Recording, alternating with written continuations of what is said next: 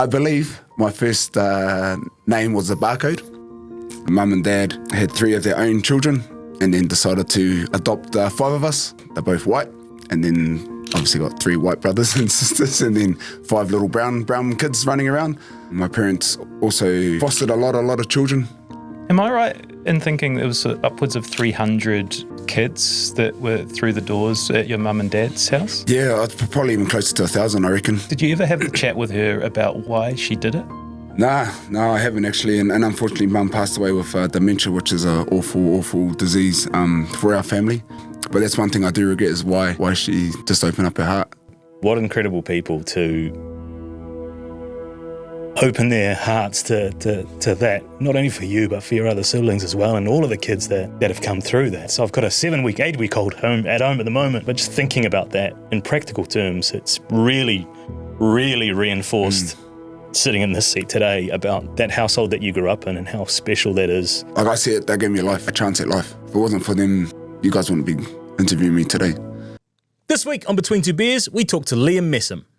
Liam is one of the most decorated loose forwards New Zealand rugby has produced. A 2-time Super Rugby champion, a World Cup winner with the All Blacks, a Commonwealth Games gold medalist with the Sevens, and the most capped player in Chiefs history with over 180 appearances. But his career is one of those ones that goes deeper the more you look at it, and this episode tells his full story. Liam became a world-class leader in every team he played for, and we dig deep to understand the lived experience of his unique upbringing that shaped the man. It was a real privilege to sit with Liam. He doesn't do many interviews or podcasts, so this was pretty special. And by the end, you'll see exactly why he's held in such high regard by everyone he interacts with. You're going to love this one.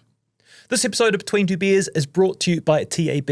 Keen for more action on sports and racing? Download the TAB app or visit tab.co.nz to get your bet on. R18, bet responsibly. And Steve and I are also stoked to now be in partnership and dressed by Barkers. Check out their range at barkersonline.co.nz. Enjoy. Liam Messam, welcome to Between Two Beers. Thanks, guys. Thanks for having me. Sorry about my voice. It's a bit raspy from unconditioned haka voice. So.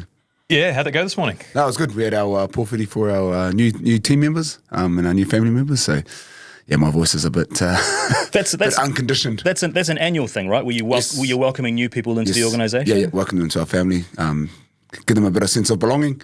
And who we are as a team and as a family. So epic. We're going to get into a lot of that very soon. We were talking about you at the gym this morning with a friend of ours who used to play for the Hamilton Boys High First 15, and we asked him if he had any Liam Messam stories, and he said he just had one.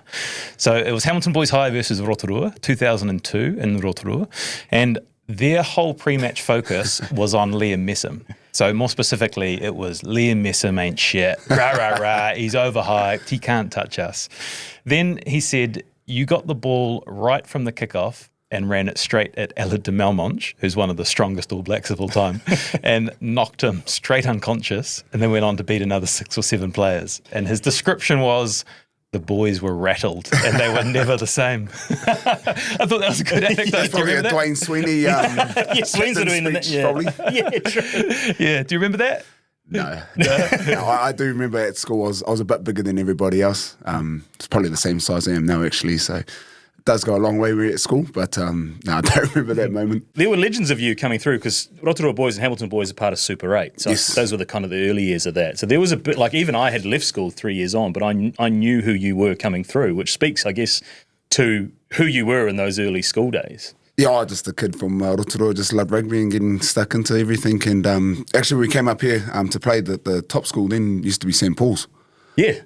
They used to, before it was Church College and then St. Paul's. So, yeah, Hamilton Boys, nothing on us. So it's just a walk in the park for us. Not memorable. No. We've had a lot of great mail. We've had spoke to so many contacts in this one. Your wife, Monique, really came up big in the prep. Sure she did. So we want to start with a yarn she sent us through. We asked her, what's some good Liam yarns? And she told us to ask you about your first multi-day hike. And in her words, she said, for someone with a reputation for embracing the hurt locker, by day 2, he was a broken man. That's probably the Abel Tasman trip. It was, she's into hiking and camping and all that nature stuff. I just thought I'd put myself out there in the comfort zone and do it. So, it was awful. I didn't realise that Abel Tasman, you can do it like, bougie. I'm kind of bougie. Oh, you didn't get that? No, I didn't realise you could do that. So I've done one multi-day hike, and I did Queen Charlotte, and we did they take your packs, you do the walk, but everything turns up at the accommodation. Yeah. So you didn't have that. I didn't know that. Oh, I wish I did. Okay. Because I was fully into it. I was like, oh, awesome. We chucked our backpacks on and weighed about 20 kgs. I didn't realise why she was giving her water to carry to start with. And then she was drinking my water. Well, I was drinking her water off her backpack, so it made it lighter. But we got there, and I needed to go to the toilet. And this is like a flash place. She's like, here you go, babe. Here's a shovel and thing. I was just like, are you for real? And she's like, a shovel? Yeah. And I was like, oh, what the hell? And I was like, I had to. And I was like, okay. So off I go into the bush and then come back. And then anyway, we walk for about 10 hours. We get to the campsite and then there's a flushable toilet. And I'm just ropeable. I'm just like, what the hell? And then I've got to set up this 2-person little tent. And I went out and bought like a $600 foam mattress thing, and that was a waste of time. It was useless. I've woken up in the morning and just in absolute bits, and I'm just like hating life. Didn't realise I've got to clean it all up, pack it all up, and go again for another 11, 12 hours and just keep hiking up and down. And I was just like wishing and praying that I could call someone to come helicopter us out of the Abel Tasman. I was like, emergency beacon. Yeah, I was like, please help me. But yeah, it was a hell of an experience. Like, very lucky to see that part of the world, and it's our own backyard. Have you signed up for any other ones? You got? I actually do enjoy camping in there now. So I have graduated from a 2-person tent and a little 500ml what are they called, air mattress things, to a proper little bougie cabin in a campground. So I've done that. I've done Waihi Camp Beach with the kids and a big 12-person tent and whatnot. But I've upgraded to a cabin into a. It's all those years of rugby tours and staying in hotels. Right? You get used to a certain level of comfort. You do, and you get used to comfort. You get used to that lifestyle. You get used to the buffet dinners and eating. What are they called? Scroggin. Oh, yeah. I cannot eat scroggin for the rest of my life. Like scroggin and the did you have bliss balls? Oh yeah, but did you have the dehydrated food, like the you just add water and they puff up into some. I don't know steak and potatoes or something like that. We met this bloke on the track and he's does all the traps on the thing, and he's been in the bush for like 2 weeks just eating literally that kind of meal, and I was just. But it was a hell of an experience, and I do enjoy going into the wilderness now. And her words were very humbling and entertaining to watch. Yeah, she mentioned that you wanted to get helicoptered out, and the long drop was was the side to the belt. Yeah. The other one, we went to Dave Rennie, and he arrived in our inbox, and he said we should ask you about the pre-season where the Chiefs had no money and you had to hitchhike to Whakatane. Yeah, good old Renz with his ways of trying to connect the team. So we had to go from St. Paul's, where we were based at the time, down to Ohopi. No instructions, just get there how you get there. I had young Brody Retallick at the time, and this was before social media was a big thing, so I jumped on, might have been Bebo or something at the time, or Twitter, and I just threw it out there to someone come pick us up, and then sure enough, someone picked me and Brody up. Did you put out to pick us up, or was it you and Sonny to pick you and Sonny Bill Williams up? Well, I may or may not have told a fib to people out there, said, we need a ride to Hopi, I've got Sonny Bill with me, anyone keen to come pick us up? Then we had heaps of people, yeah, we'll come get you. So I picked us up, and then they looked, and that's not Sonny Bill. It's Brody Retallick. But they were good. They picked us up and dropped us off down to Ohopi. But I look back on it now, I wish I'd done what the other boys done. They actually hitchhiked and went to other ways to get to Ohopi and connect that way. But we got there safe and sound. He said, I think your wallets were taken off you. You had $10 or something, and it was like a scavenger hunt or an amazing race. Like, so there's a bunch of challenges. We had our bags packed, and there was big trailers, and we got to HQ, and they said, chuck your bags in, and we were like, what the hell? And then they said, on your way, you got $10. You got to get a haircut, get a feed, whatever, take a photo of it, and we'll see you at 6 p.m. tonight. And then that was it. Wow. Yeah, and the boy took a very long time for the boys to get out of Hamilton, actually. Who's going to pick up strangers in Hamilton with their thumb out? So it took them quite a while to get out there, but we got there, and it was a very, very interesting way to start a camp. He also, just to add some detail in there for people, I think you had groups of 4. but only 2 of you could travel together at the same time. So Yes. it was like a team's challenge Yep. and puzzles and stuff to figure out. And Yeah, so we had mini teams, which every team sort of has. We had mini teams and there's big points on board for this. So everyone got separated into their little power groups and into twos, and on your way you went. And some guys actually I think might have went the wrong way. And they didn't realise where they're going, so they didn't care. They're like, oh, well, this place is ages away, but they're actually in the wrong direction. Then had to turn around once they realised what was going on. imagine you and me having to do one of those. Yeah, let's not do that. It'd be an interesting idea. Like I said before, we've spoken to a lot of friends and contacts in the prep for this one, and kind of our quest to understand you as a person. And the responses have been pretty special, to be honest. I want to read 4 of them that have come through from some pretty good names. So first one is Sir Wayne Smith, and he said, Liam was one of the greatest men I've been lucky enough to coach. A wonderful team man, a great human. He's had an unbelievable career, rising from an incredible family to being a champion in life, which is a pretty strong start. Dave Rennie said, he's an impressive character, passionate, deeply cares about the team, the jersey, the legacy. Really inspirational. I don't reckon I've coached someone, maybe only Tana Umanga, who was similar in that way. He's a leader who can inspire through his actions, but seems to know just what to say and when to say it. He's really good at getting an arm around someone and understanding how to get the best out of people. Sam Kane said, he was the caretaker of Chiefs Mana. His passion and care for the jersey rubbed off on the team. But what I think about most was his work ethic and discipline. I actually think he might be addicted to training. And his mental toughness and resilience were next level. No matter what was going on in life, what setbacks he encountered, he would always show up with the same mindset and attitude. And then Simon Graf, who's the chief CEO, said, Liam is the personification of what you'd expect a chief to be, which is a pretty cool and consistent picture. It's sometimes hard to hear sort of, nice praise said about you. But when you hear that, what parts of that feel true? Oh, yeah, it's just nothing feels true. It's, that's very humbling to hear those great men say those kind, nice words about me. I just think reflecting on what you just said, I think it just pays honour to my family, to my parents, the way they brought me up. But speechless, actually, I don't know what to say about what's been said about me. I just am who I am. I just do what I do. So I spoke to your best friend Matt in the build up to this, and I sort of said, "Are you surprised he's coming on to the podcast?" Because knowing our style, and we're sort of going to get into it. And he said he was. And I know, speaking to you beforehand, you said you've had about 50 podcast requests, and you haven't really done much of it. Do you feel? Why did you say yes? I guess. Oh, firstly, good local Hamiltonian boys. I'm always keen to support and help where I can, my own community. But yeah, it's just, I think the reason why I'm quite reserved about it is just like, I'm just a normal person. Like, I bleed, you bleed. We're going to die one day. Everyone has their own story, so I just always had that wall up there. No one really wants to hear your story, so I just thought, why not just put myself out there? I speak a lot, especially to our younger players, about finding courage and speaking up and,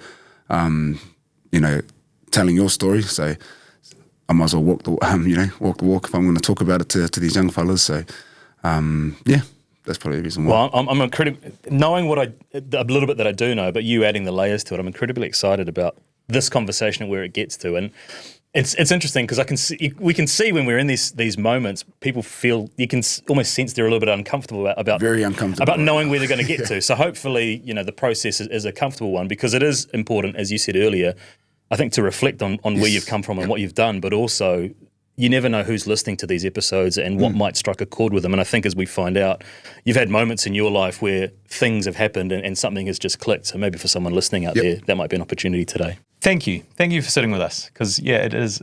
This is really cool, and people telling their story is important, and listeners are going to get a lot from it. Present day, Simon Graf, who's told us your title is athlete development. But then I think he laughed. Just like you, he laughed. Yeah, he laughed when he said it, because you actually do a bit of everything. So let's go there. What do you think you do at the Chiefs? What do you do at the Chiefs? I think Sammy Kane may have articulated the best way, just the caretaker, really. literally. Clean up the sheds, mow the lawns. But no, I'm very passionate, and I love the Chiefs. It's all I've known, really. So they're giving me a title because I think they had to, so the IRD get their tax money. But yeah, I just about everything, just where I can help and chip in and play my part within the tribe and make our place succeed and make our young ones come through and live the dream that I got to live. I promise the whole episode isn't going to be me reading stuff about you, but I asked Monique to help us understand your character. Give us an example of Liam's character. And she wrote such an incredible reply that I want to read it, and it sort of touches on what you do at the Chiefs. She said, I think his 20-plus year relationship with the Chiefs says a lot about his character. He's taken what could have been just a job or career and approached it through kaitiakitanga. I don't think he's ever seen the Chiefs as simply a rugby team, and definitely not just a brand or a career. He treats it as something entrusted to him, something to care for, protect, and leave stronger than he found it. I think as a player, that showed up in the small, unglamorous choices he made, like making sure the locker room was left clean, helping unload the bags off the bus, and the fact that his biggest fear on the field was never public scrutiny, it was letting his teammates down. I think now, in his current role, that same mindset shows up in different ways, like supporting community initiatives, often asking for no cameras to be present or not to be named because it's not about recognition. The late nights analysing a single PowerPoint slide to ensure that the correct meaning is conveyed, even if I've told him a million times I think it sounds great. Getting goosebumps when he talks about the meaning behind the artwork associated with the Chiefs, the painting in the headquarters, tonga, jersey designs, the respect he has for the coaches, the belief he has in the players, and the time he spends thinking about how the Chiefs can be novel and impactful in supporting their region and community. I don't think he'd ever claim to have lived a perfect life. Like anyone, I'm sure there's things he wishes he'd approached differently. But what I hope our kids remember is that their dad used the opportunities he was given in service of something bigger than himself, that he treated his role not as something to take from, but something to care for. And because of his presence, that the people, culture, and community were all left better than before. How awesome is she, eh? She's pretty awesome. Got her on the podcast. But we've experienced that. We were lucky enough last year to come into Chiefs HQ, and there's so much attention to detail. It's a humble building. Yes. But the layers that have been woven into that just spring off the walls and come to life. But you've been a massive part of that. Like, I think the players smashed the walls down and built it with their own hands initially? Yeah, so 2012 is when we moved into HQ, and literally the boys got the hammers out and smashed it up, and it was part of pre-season. So yeah, a bit of blood, a bit of sweat, tears are gone into that building, a few crooked walls to go with it, but it's our home, and it's when you build something with your own hands, you have a bit more pride in it, and you want to look after it a bit better. So there's a line buried in there as well about her proofreading your PowerPoints. Are you really agonising over the meaning and how that might be interpreted by the playing group? Not the meaning. It's just making sure everyone can understand what I'm trying to say. I'm not very good at articulating my words. It's been a work on for me for a while. I'm very passionate. I say what I say. I wear my heart on my sleeve. So just making sure there's a clear understanding of what I'm trying to say, and that it can connect to everybody, not just some people. So it's more having that her proofread my spelling mistakes. I think it's quite incredible. We've just read quotes from 4 of New Zealand rugby's sort of biggest, most powerful people, and they've all expressed what an incredible leader you are. And then internally, you're thinking you don't articulate your message that well, well, you clearly do, but perhaps not through words. It's through the way you do things and handle yourself, but also words. I think you're a lot better at than you think. Monique went on to finish. She said, your resilience isn't talent, it comes from your upbringing. No frills, lots of love, nothing given, everything earned. You can't control selection or outcomes, but effort is non-negotiable. And we kind of wanted to start here by understanding Liam Messam, by understanding your upbringing and the foundations that made you who you are. Can you take us there? Yeah, I've got... Man, I don't know how to explain my family. It's just, love them to bits. A fruit salad is probably the easiest way to articulate it. So mum and dad, had 3 of their own children, and then decided to adopt 5 of us. So, I say we're a fruit salad because Mum comes from Holland, and Dad comes from England, and they're both white. And then obviously got 3 white brothers and sisters, and then 5 little brown kids running around. So it's quite entertaining introducing my family to other people because they give us the weird glance. But just, the upbringing of a house just full of love, really.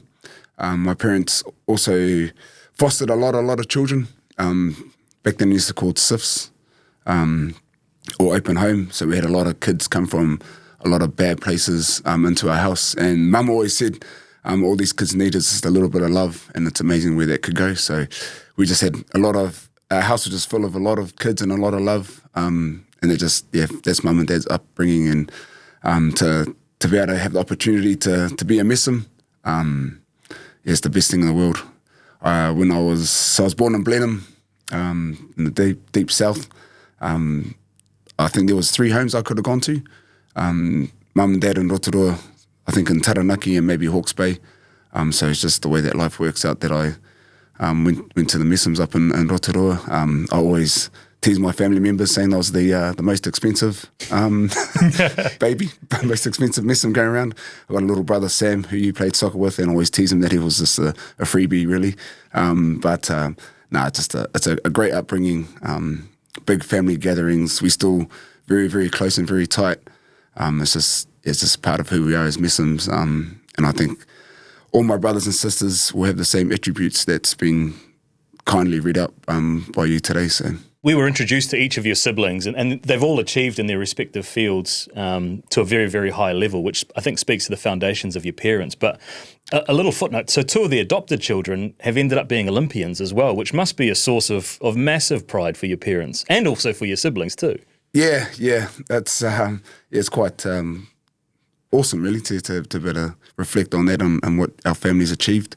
My little brother went to Beijing Olympics with the football. And again, I think that just goes up to our upbringing. Like, we're outside every day until, we got told to come in. We used to be so competitive. We used to play every single sport you could think of. It usually finished by me making him cry and running to Mum. But I think that upbringing definitely has paved the way into our sporting career. So, big up to my little brother for taking those free hidings from me. So. Am I right in thinking there was upwards of 300 kids that were through the doors at your mum and dad's house? Yeah, it's probably even closer to 1,000, I reckon. I don't know how long they've done it for. It's just always been part of our family, having kids come into our home. They didn't stop doing it. They moved up to Hamilton maybe 10 years ago to be closer to family, and they were still taking newborns to that very day, which is just blows my mind. But it just goes to show you the heart and love that Mum and Dad had for not just us kids, but for other kids that just needed some loving. It's been a pretty powerful upbringing. It's a really unique household to grow up in. But what are the lessons that you learnt about people as a young man growing up in sort of 10 to teenage years? Because that's really formative, and you've got this revolving door and love, as you talk about. Yeah. I just think that just being kind to everybody, because everybody has a story and everyone has a background, and you just don't know what someone's been through, and just giving them a little bit of your time and a little bit of your love can go a very, very long ways, which I learned from my mum. I also learned how to be Dutch with my mum and very tight with my things. So I think that was the biggest takeaway from my upbringing, is just being kind to everybody. It's amazing what a small act of kindness can do to somebody. So, yeah. There's small acts of kindness and there's huge acts of kindness. Having 1,000 people through your house and looking after them. Did you talk to you, because I know you've lost your mum recently. Did you ever have a chat with her about why she did it? No, I haven't actually. And unfortunately, Mum passed away with dementia, which is an awful disease for our family. To see Mum go through that, just the strong woman she was, and to go through that process was really tough on us. But that's one thing I do regret, is why she just opened up her heart. She's not a very religious person, but she did get told that it was just a calling from God, that was her calling in this world, and she just lived by it and done it every day, and never well, I always say never saw Mum get angry. She actually did get angry on me and my brother. But I think that was just her as a person. And same with me about getting adopted. So they had finished with my sister. So there would have been 6 kids, and they weren't going to adopt again. They had enough. They were the adoption place was trying to ring them, try to get hold of them. Couldn't get hold of my parents. Were like, nah, we're done. And then they actually went to a party or barbecue back then. And my dad comes from Bristol. They have quite a unique accent. And he heard a bloke around the corner speaking in that accent, and he just went up to the bloke and just started speaking to him. And it happened to be that bloke was the head of the adoption place. And he's just like, oh, I've been actually trying to get hold of you. And we got this kid, which was me at the time. Would you guys be interested in this little snooty-nosed brown kid from Blenheim? And they just said, yeah, why not? And then they got me, and then they realised, oh, he needs a brother to beat on. So got my little brother at the same time. So that's how that sort of story came about. How old were you when you were taken into the Messam house? 6 weeks. 6 weeks. So I believe my first name was the barcode. You know, you go in the hospital, you get a barcode. That was my name, and then the nurses felt sorry for me, so I think they gave me the name Huey. I shouldn't laugh. If there's any Hueys out there, I apologise. So I gave me the nickname Huey, and then came up to Rotorua once I was 6 weeks, and the story goes that I pretty much got off the plane and fell into my mum's arms and clinged onto her ever since. So we're probing quite deep, quite early, so feel free if any of this is too much. But I am interested, did you ever seek out your biological parents, or was there ever a thought of trying to reconnect? When I was younger, no, because I saw my other brothers and sisters go through that. And some were good experiences and some weren't good experiences. My adoption was closed. So I was the only one in the whole family was a closed adoption, which means I can't go seek my family until I'm 18 years old. And I sort of held a grudge to that. And I was like, oh. Once I realised what that meant, I was like, nah, stuff you. This is my family. I'm a Messam. And that's where that sort of, when I was in that younger stage of my life, that's the sort of mindset I had. Right or wrong, it's just who I was. And I was just like, nah, mum is mum and dad's dad, and that's it. One time I tried to cover myself in flour to have the same skin colour as mum and dad. Also tried to cover myself, which I thought at the time was, the cricketers have that zinc stuff. Yeah. But it was deep heat. So I covered my whole face in deep heat. And it's just like, probably 3rd degree burns on my face because of it. But that was my whole mindset growing up, and hasn't been till recent, especially with having my own kids, that it's really important that you understand like where you come from. Mainly more medical, because there's no medical history of my family. So I don't know if I got heart problems or diabetes or whatever. So I've done a little bit of digging. Well, I say me, but my wife has. And she's got pretty far, pretty close to where I come from. The whole purpose isn't to reach out and meet these people. It's just the whole purpose is to understand where we come from, where our whakapapa back to, and more importantly, the medical history of these people. So I know that my kids are safe with whatever, and then they have a whakapapa where they can go back to as well. So it's quite a ride, eh? Yeah, it is. Like I said, my wife got very close. Like pretty much we know who. So it gets quite emotional, and I keep writing an emotional wave about it. Oh, no, let's not do it. And then, oh, no, actually, can we reach out to them? And then I'm like, oh, no, let's not do it. And then I think in my own time and own journey, maybe there might be a place for it. But, yeah, recently losing mum has been really tough for me. So, I'm not sure if I'm ready just to reach out to those people yet. Hopefully one day it will happen, so. They might watch this podcast and then they might put one and one together and be like, hold on, he's from Blenheim, 1984, hold on. So, What an incredible household. What incredible people to open their hearts to that, not only for you, but for your other siblings as well, and all of the kids that have come through that. Like I've got a 8-week-old at home at the moment. And thinking about that situation, like I know when you're like a baby, you don't think about it, but just thinking about that in practical terms, it's really, really reinforced sitting in this seat today about that that household that you grew up in and how special that is, and how that foundation really clearly to me, influences how you choose to live your life now, and how those values are held really strongly and closely to your heart. Oh, 100%, bro. And yeah, I get emotional too talking about my family, just because just the life they've given me. Like I said, they gave me a life, a chance at life. If it wasn't for them, you guys wouldn't be interviewing me today. And that's why I'm quite reluctant in doing podcasts or like receiving awards or whatnot, because I'm just a rugby player, or ex-rugby player. My mum and dad deserve, they deserve to be Sir Lewis Messam or Dame Rhonda Messam, in my eyes. So that's why I'm quite reluctant to receive awards or whatever it is, recognition, because those are the people that laid the foundation. But I imagine they bask in that reflective glory as well, in their own way. Yeah. Or maybe they dine out on it. Nah, Dad's a big hoarder. Like, he's got every newspaper clipping from when I was, I think, 6 years old, where we planted the first tree of my primary school, all the way up until probably even now, which is awesome to go back and reflect on and see and go through all my school stuff.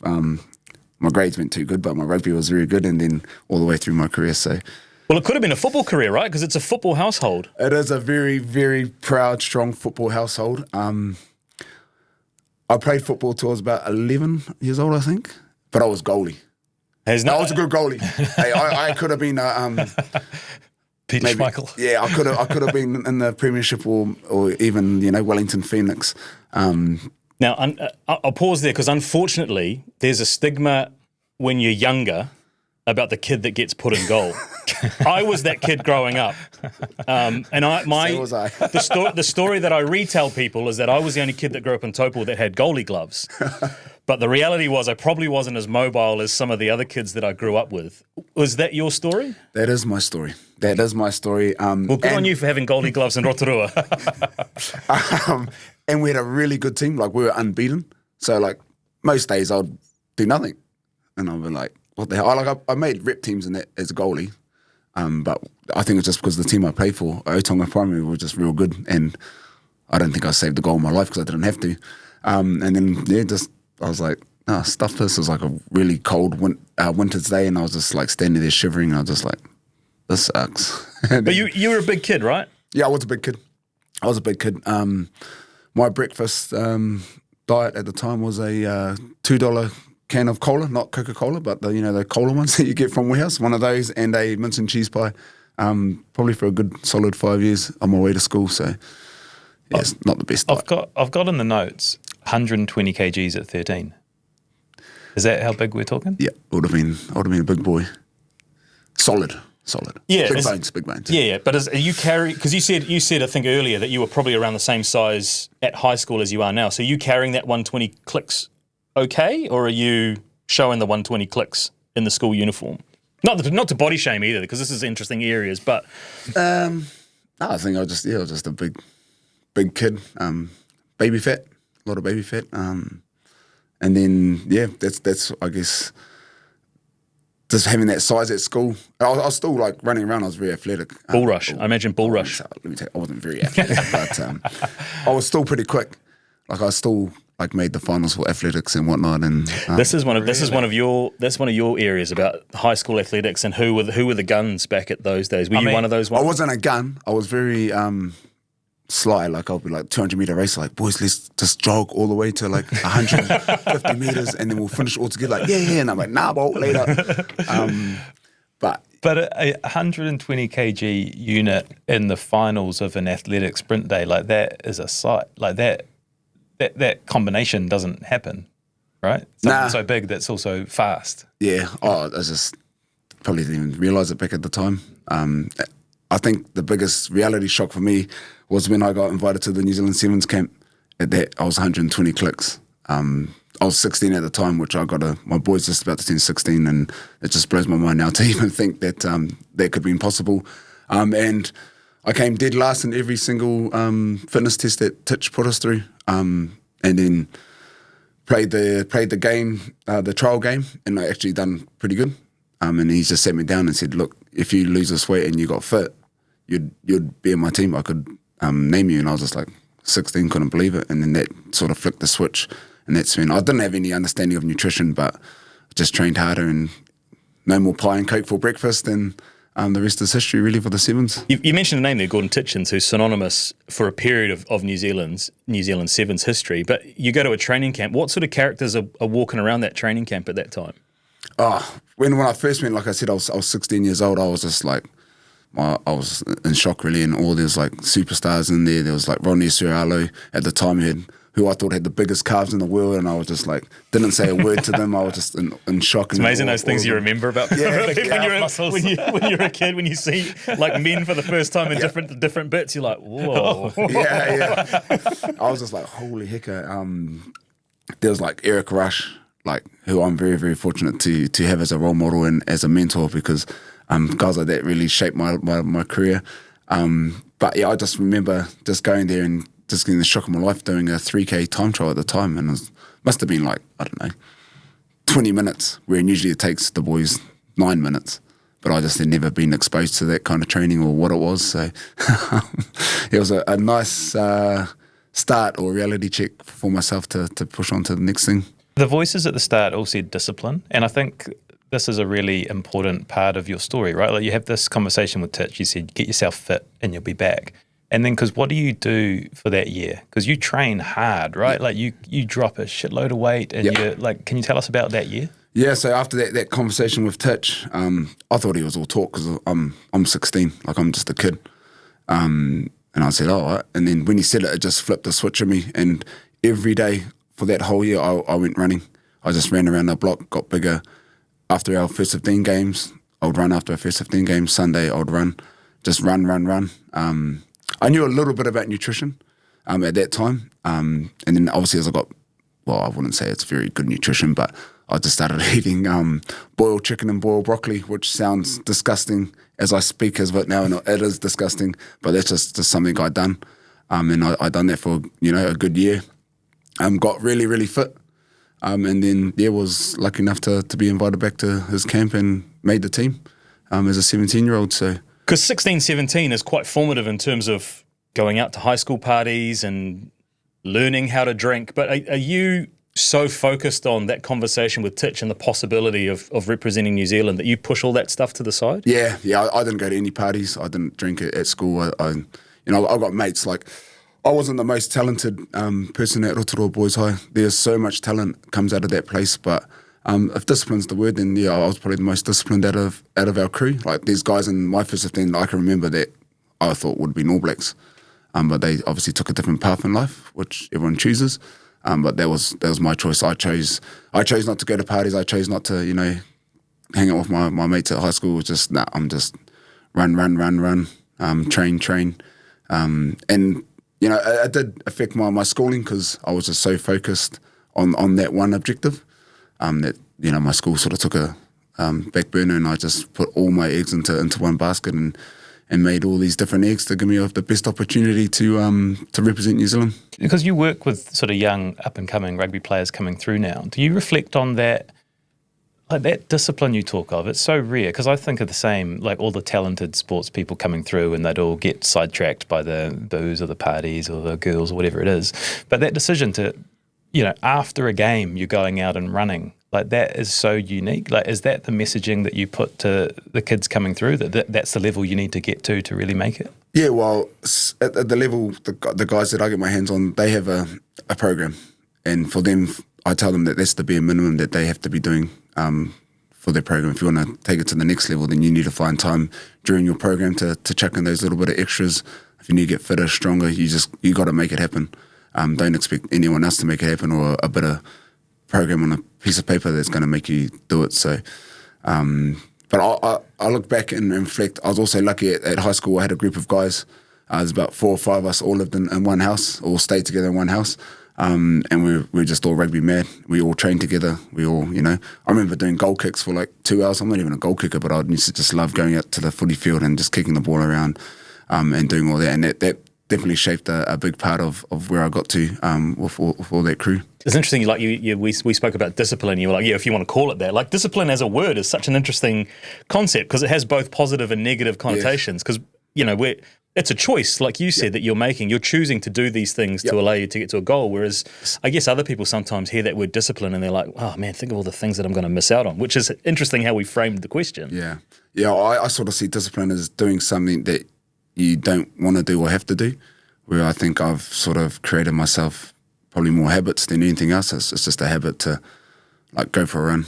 It wasn't, I didn't want to go for a run, like I wanted to go for a run. It was just because of who I am, and I think I have that to this very day. Like I just go to the gym and smash myself now for, I don't know, there's no reason why to, but it's just a habit.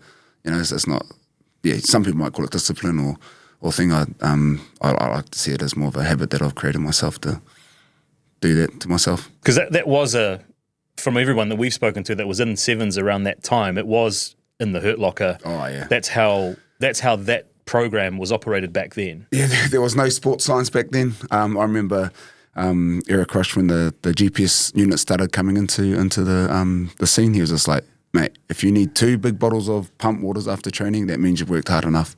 So I've always sort of stuck to that mantra. It's like if I didn't need 2 drink bottles, I didn't work hard enough.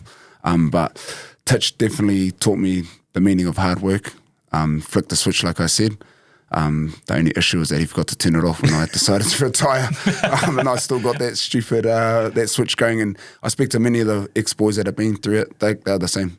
They have that same mentality, same drive, just to smash themselves, to rip the skin off the chicken, to cut the fat off the meat, to watch what you eat. But it's just one of those things that Titch installed in us at a very young age. And I look back and reflect on my career, and those sort of people that had massive influence on me and shaping in the person that I become as a rugby player is down to those guys. And Titch has definitely played a big part on that. I like the reframing of them as habits as well. Like it's a habit that you do these sorts of things. It is a habit, and I do wish he did turn it off, because sometimes I'm like, smash myself at the gym. I'm like, man, I'm 42 years old. What am I doing this? There's no reason to be doing this. I've heard one, just real quick. Do you stop at Pocono and get ice creams now, or do you still sit in the minivan and be the only one in the rugby squad that doesn't go in and get an ice cream? Nah, ice cream is my kryptonite, and Duck Island pretty much has my my savings my savings account there, and I spend a lot of money. But that's quite funny. That story is like it's our old Waikato tradition to stop in Pocono before you head up to play Auckland or North Harbour, and we're playing the Shield game that week. And Gady was the coach at the time. Pulled the bus over. Everyone got out, had an ice cream, and I was the only one that didn't have an ice cream, and got paid out for it a bit. But it's just one of those, like I said, it's just that mentality or that thing that Titch put into my head. So interesting, those urban legends that get spread around. I'm not even connected to it, but I know about that story. What are you putting in the rig these days? Because you're in great nick. Like, are you? How disciplined are you with you? No takeaways, no sweets, nah. Soft drinks. Yeah, it's probably not a healthy way, but I do binge eat quite a bit. Like the boxing, like when I prepare for a fight, like I'm preparing like it's a 12-round fight against Tyson Fury world title fight, and it's just a local fight down here. So I'm very strict on my regime, but then afterwards it's just like whatever. Yeah, like what's in the change room afterwards, after the fight's finished? Is it? I'm a very big fan of Mama's Donuts. Yeah, you are local. You're real local. Oh, yeah, Duck Island Mama's Donuts. I just support Hamiltonians. It's usually a big thing of Duck Island ice cream and good 12 donuts from Mama's Donuts. But then I can eat all this junk food, but then for some reason I can just switch it off if I have to. And the problem is now I don't have to. So now I'm just like, it's probably not a health way. I'm trying to get to that 80-20%. People say eat clean for 80 and 20% thing. It's probably 50-50 at the moment. I'm trying to do they say you can't out-train a bad diet. I'm trying to do that. It's not working. It is not working. I'm going to go digging around for a few stories here, because you were named in Titch's all-time sevens, which is included with some incredible names. So as I read the names, you let me know if any good yarns come up. There's Eric Rush, Dallas Seymour, Jonah Lomu, Christian Cullen, Amasio Valance, Carlton Nana, and Liam Messam. Like, what incredible company to be kept with. Whenever someone has played with Jonah, like I know you do, I always go sort of searching for a Jonah story. But is there anything that comes out about those early years of sevens that... I just remember being that young kid and seeing Jonah Lomu, and I was just like, whoa, that's Jonah Lomu. And then watching him do the 3K, and I'm sure you've heard stories about him doing the 3K, and I was like, whoa, that's Jonah Lomu. And then watching him run down the sideline in the sevens game, just like, man, no one is stopping that. It's just impressive. And I was just, like, he was my idol, my hero growing up. So it's about to see him in real life and, you know, be his teammate. You're just like, what the hell? This is like surreal. I was lucky enough for him to turn up to my my 21st here in Hamilton. And all my mates thought I was the man. They're like, that's Jonah Lomu. And I was like, that's my mate. my good mate, Jonah. That's peak Lomu, mate, turning up to your 21st. Like the biggest name you could possibly get in the biggest world. Speakers, I imagine, too, in the car as well. And that's what he gave me for my 21st present was a big boombox thing. And like, I didn't know he was coming. Oh, so I rocked in. I had my family, my friends, school friends in, and I was just like, Jonah, my boy. Because if I got it right, before we get into the professional career, I think the Chiefs come down and visit Rotorua boys, and that as well as a conversation with Titch, that like strikes a chord in terms of wanting to follow a career as being a professional rugby player. Yeah. Like I can remember it to this day. The Chiefs came and trained at our school, and they're pushing the scrum machine up the tree, like against the tree. And I was just like, whoa. And at the time in Rotorua, we had no All Blacks growing up to sort of look up to. We only had Māori All Blacks or Chiefs players like Wayne Norman, guys like that. He's from Taupo. He's a baby boy. He's a baby boy. I'm not a baby boy. He's a baby boy. So we had just guys like that, and I was just like, man, I want to be a chief. And I remember telling my teacher at the time that I'm going to be in that team one day. And then, here we are, sitting here today, and very, very fortunate for that exposure or that experience that I had at that school, to be able to experience that and then put my goals and sights on to be a chief. So, how did you think about the future at that point as a sort of rugby as a pathway? Were you thinking, I want to have like a 20, 30-year professional career and I want it to be in sevens and then rugby and bounce between the two? Or nah, well, when you're 17 and you're travelling the world, playing on the World Series, you're just like I said, started at a very young age having a bougie lifestyle, staying in 5-star hotels. Like my first tournament was in Dubai.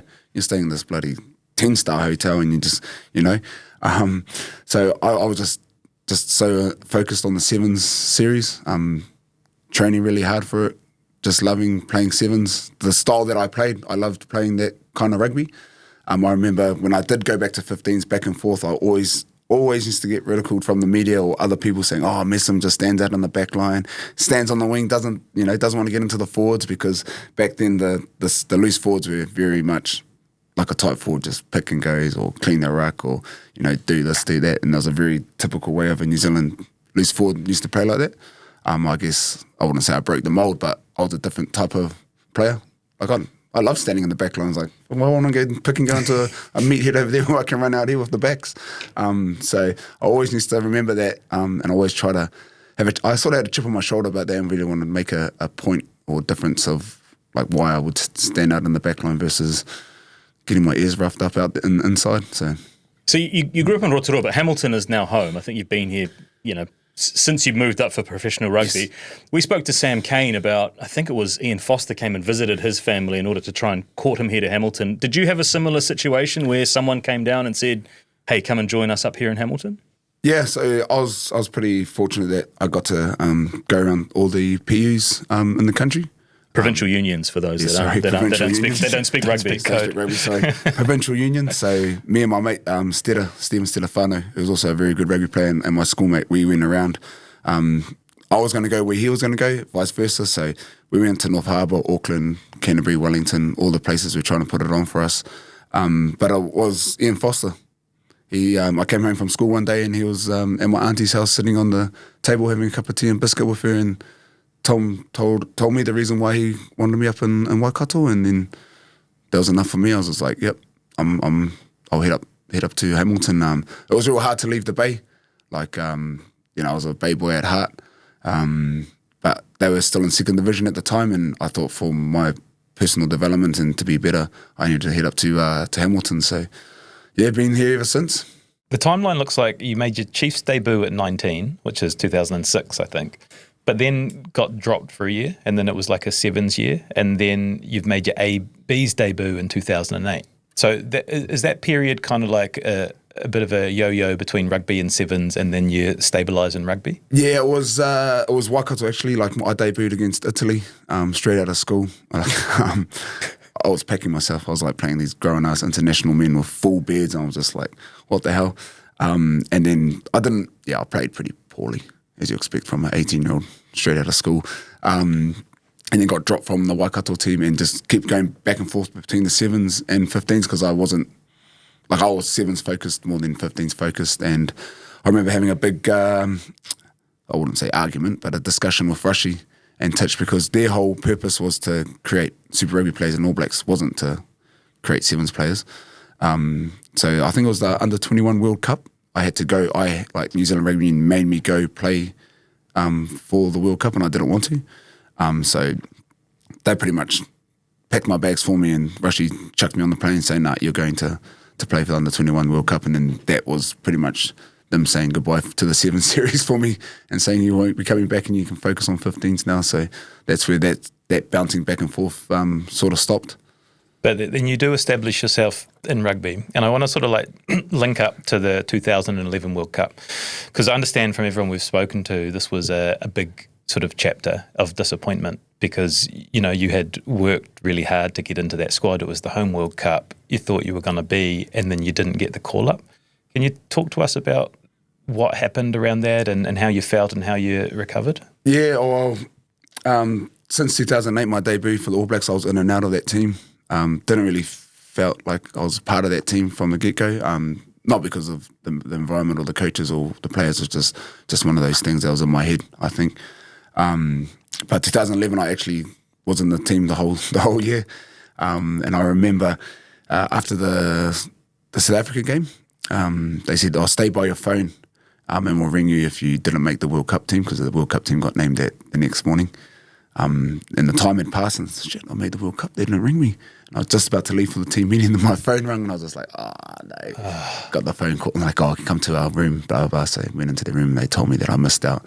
And I think the hardest part was that there was myself, Jose Gear and White Crockett, we all missed out.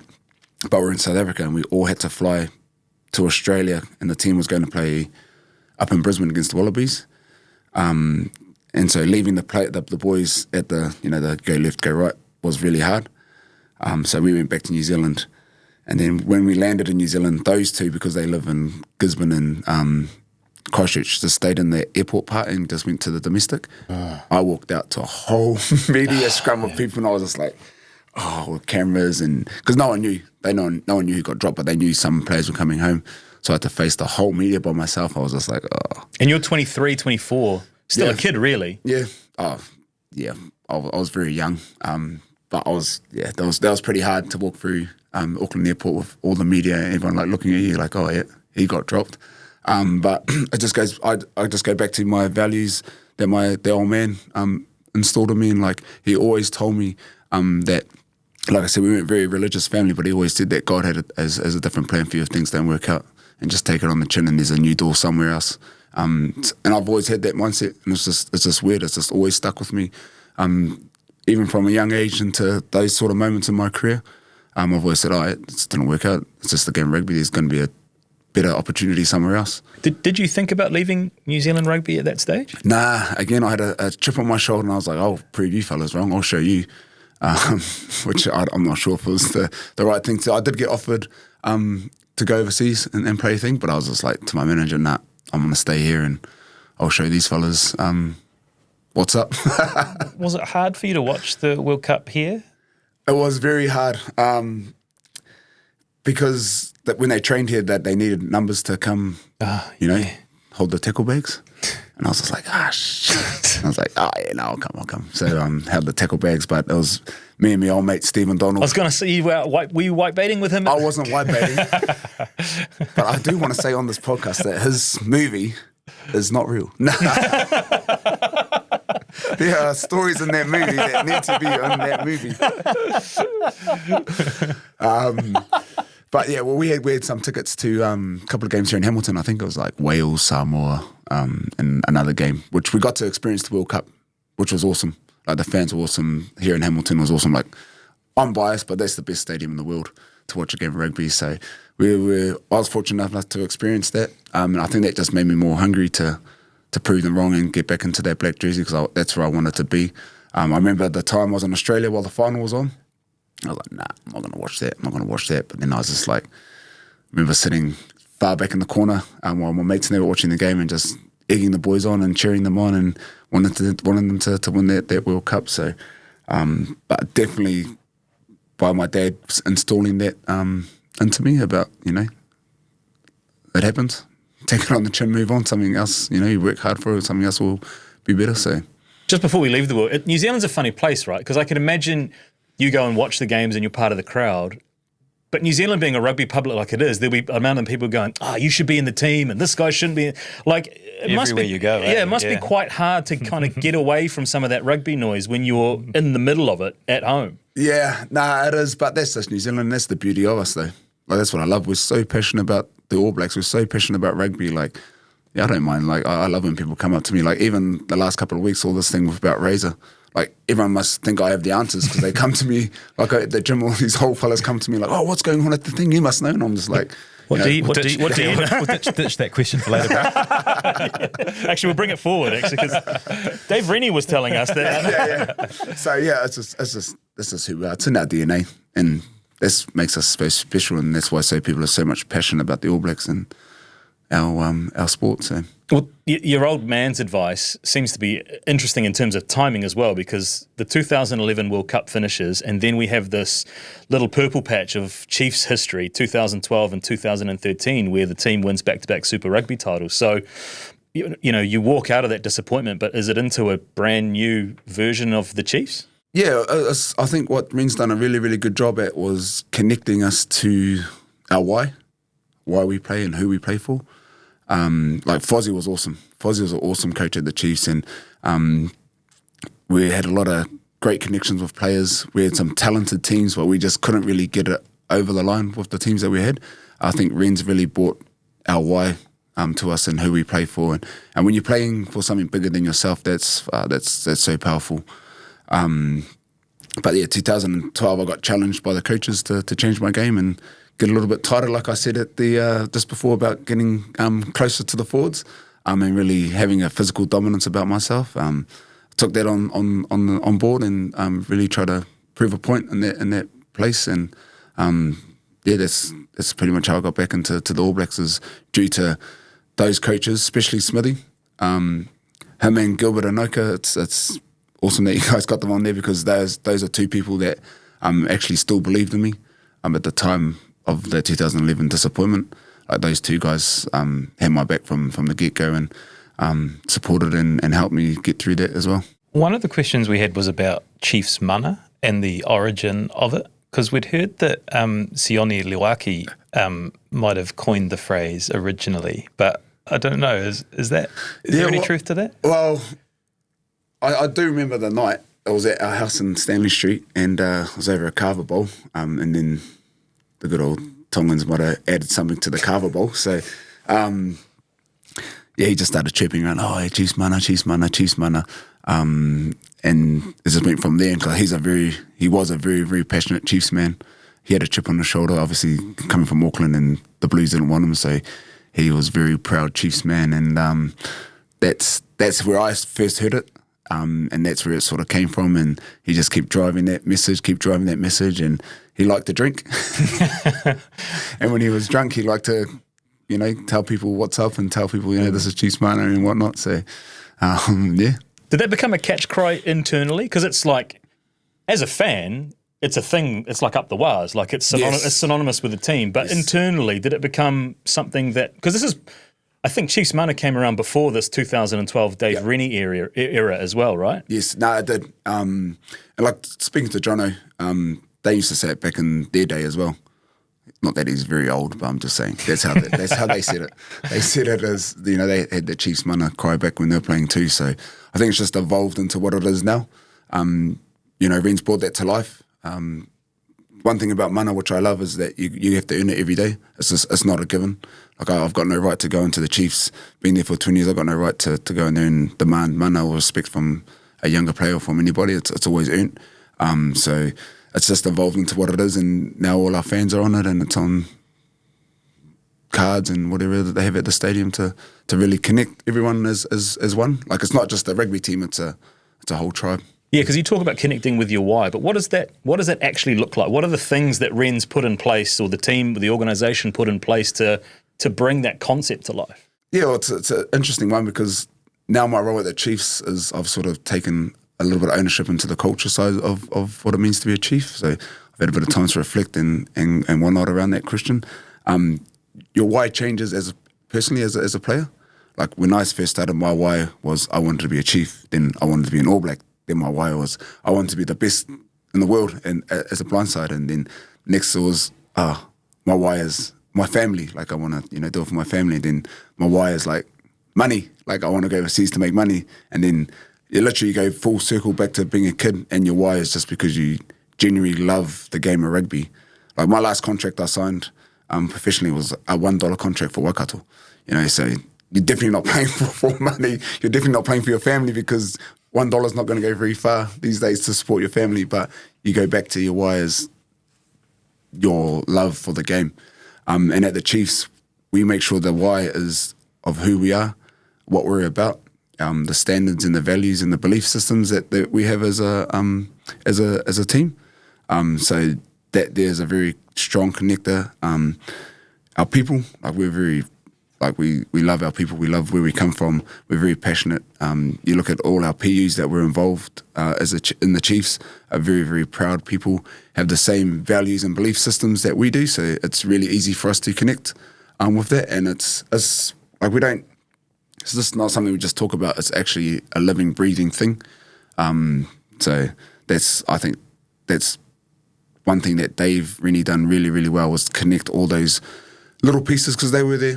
Like, from 1996, I know this is the 30th year of Super Rugby. Since 1996, all those little pieces have been built. It was just someone like Ren's to put all those pieces together. And then it's obviously turned into what it is today.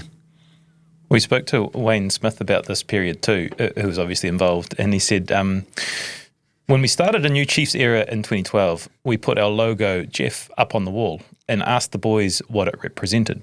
All the obvious themes regarding Jeff being a warrior, fierce, proud, etc. were thrown at us until Liam said, "We're never going to win a super title." "Why?" we asked. He replied, "Because Jeff has no legs." And it was the start of 2 special years. We gave Jeff legs and built a legacy around him. Do you remember that? Yeah. What does that mean? Obviously, I don't want to give too many secrets away, but it was actually the year before, when Tana Umanga was a chief. People forget that he was a chief. We were lucky enough for him to finish his career with us at the Chiefs, and we spoke about that as a leadership group, but it never really came to life. So when I had the opportunity with the new coaching staff to come in, and they wanted to know what it meant to be a chief, it's really important. Like, the Chiefs logo, I usually wear Chiefs clothes all the time, but I haven't got anything on. It's just a warrior with his kotiati. We wanted to have legs, to something to stand on, stand for. We had at the time, I think we had a wee leg and an eye leg, what I could do to enhance the mana of the place, what we could do to enhance the mana of the place. So that's where Jeff was, formed and created into what he is now. And it's, something that we can stand for and stand proudly for. It's a really special opportunity. I can't double down enough on it, but if you get the opportunity to be invited to Chiefs HQ, the stories are told by all of the staff. Everybody understands. I mean, you talk about it's a strategic plan, or that's the corporate talk. But when you go into a place like that, it's got a soul and it's got a heart, and the stories are told from people to people. Yeah, it is, and that's the beauty. Like, we're very te ao Māori in the way we do things, and our beliefs and our values. And obviously, back in the days, they didn't have textbooks, or they didn't write. It's all about storytelling.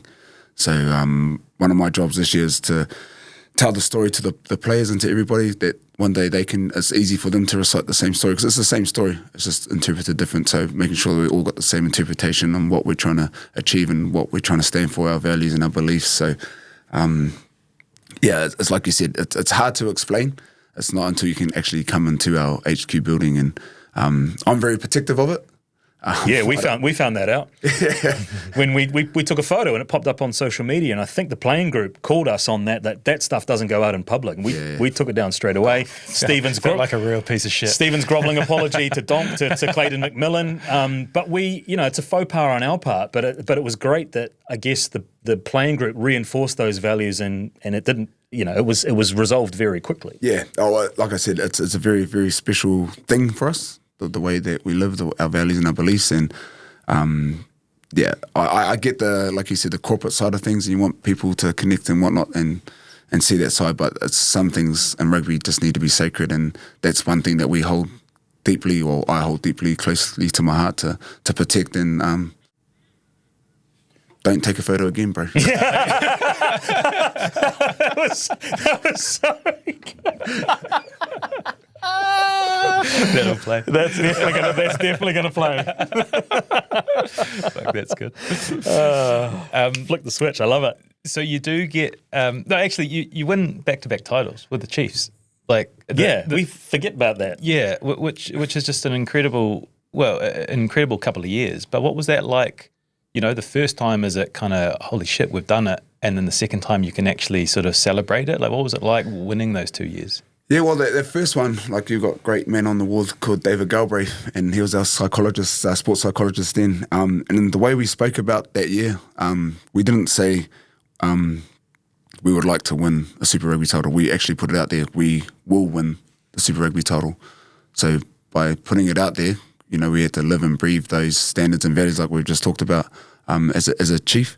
And that whole language and the way we spoke about things and the way we done things, it makes you accountable to all your actions that you do to one another. And like I said, Ren's really connected us to the playing group. And I think Monique talked about it, like, my biggest fear on a rugby field was never what the media say or whatever about me, or fans, whatever. It was like letting my teammates down through, my efforts. So Ren's was really good at connecting that with us. And we, like, you look at the team now and you're like, that's a pretty mean team. But people forget these are just kids. Like, they've just, like, Brody Retallick, first year out of Hawke's Bay, Sam Kane, straight out of the Bay, same man-child. Like, there's guys like Aaron Cruden, he was an okay player at the Hurricanes and that, and he came up to the Chiefs and becomes a legend. We had some players there that, Sonny Bill was probably our biggest superstar. But other than that, it was just, I think Ren's favourite quote was just good working hard bastards. I think that was his favourite quote, and that's the team he picked. And I think we got to the final, got to do it at home, and it was just a whole nother level. Like, I've been in some awesome stadiums, but to be able to play at Waikato Stadium, I know it's got another name, but I always call it Waikato Stadium, full, packed out with just Chiefs fans, was just like something I'll never ever forget. And I think the feeling afterwards wasn't relief.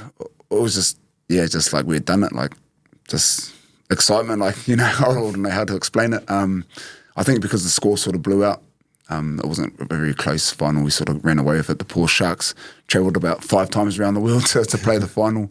But it was just it was a great evening and a great few days afterwards. Was that the first final where the haka was done after the game? Yep. Which was another element that the team brought in. I think the first Super Rugby team to have their own haka. Yeah, it was. It was really important to us that, like I said, we understood where we came from, who we play for, and our haka was just the binding of it all.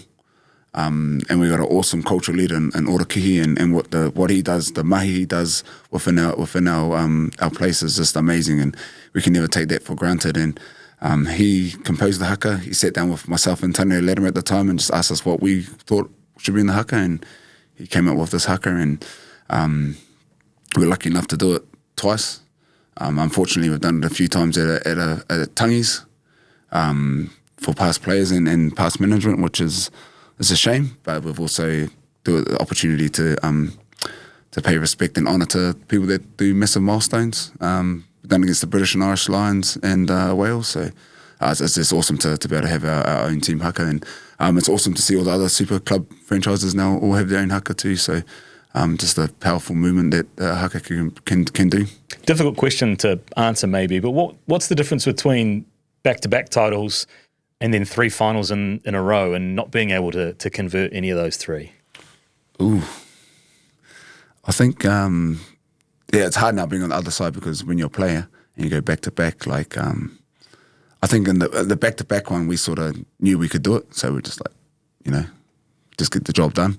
The boys here, like, it's really, really hard to get to a final, like really, really hard, and the boys work extremely hard. Coaching staff work extremely hard to get to the opportunity, and just unfortunately on the day, that's sports, especially knockout footy. If you're on, you're on. If you're not, you're not. You have to be 1% off, and you can see what happens. So, I know that's a bit of trauma for the boys at the moment, but we just got to understand, like I said, who we are and our beliefs, and just fall back on those. And then one day we'll get one. One thing about being a chief is, might sound weird to some people, but I understand it's high performance sports and you want to win titles, but there's a bigger thing than that, being a chief. We want to enhance the mana of our place and enhance the mana of our people, and we do things for a bigger purpose than just titles, which seems very weird coming out of a high performance sports facility, because I do understand that the end goal for high performance sports is medals or championships. So I'm a big believer in that. So makes a lot of sense. We had Owen Eastwood on the pod, which we released a few weeks ago, which speaks exactly to this. He works with the biggest and best sports organisations in the world, and it's all about the why and the unified message and the bigger picture. That makes a lot of sense. One of the names you mentioned before, I just want to dig in on, Sonny Bill. You guys were really close, in his time here and with the All Blacks. I imagine if you're meeting someone as disciplined as you, it would be Sonny. Like, what did you learn and see in him from working so closely and being such a good friend? Yeah, I think the biggest thing that people might not see of Sonny is the person he is off the field with the boys. Like, he connects to all the boys. He's puts his arm around them, makes sure they're okay. Everyone hears the stories about how professional he is, looks after his body, what he puts in, his recovery and whatnot. But it's actually the man off the field that the boys could really connect to, and because he was a superstar when he came here, and everyone's just like, oh, that's Sonny Bill. But to us, he was just one of the boys, which is a real thing to him, to be able to just connect to the boys. As I'm not the superstar, I'm just the same old bloke, average bloke that just here with the Chiefs. So he did put some very high standards in the way he trains and the way he looks after himself, and the boys got to see that firsthand. And you hear it all the time with any environment he's been to. He always makes it a better place.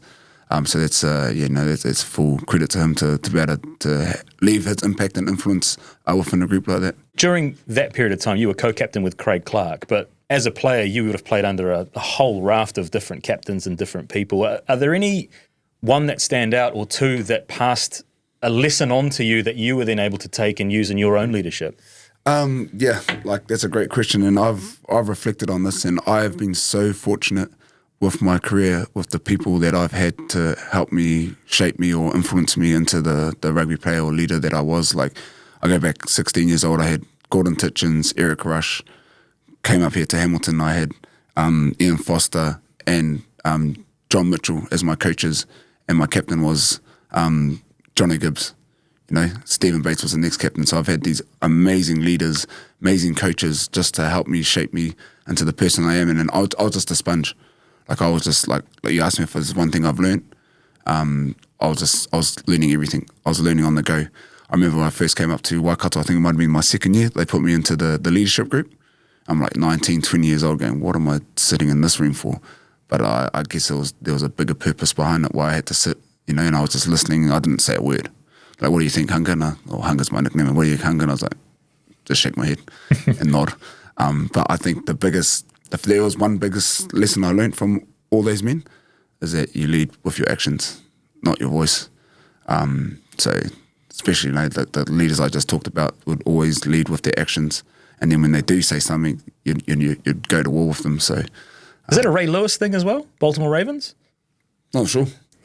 Yeah, I'm not sure. But I do like Ray Lewis, and that's how that co-captain sort of worked at the Chiefs. Like, Craig Clark's a very methodical, very straight up and down guy. They'll tell you how it is and what he thinks about what he's about to say. Well, I was just all the Ray Lewis, just chahooing and trying to get the boys up and whatnot. So, but that's the biggest lesson I've learned from all those great leaders I've had, captains, is that they just lead with their actions and they show through their actions what the team means to them.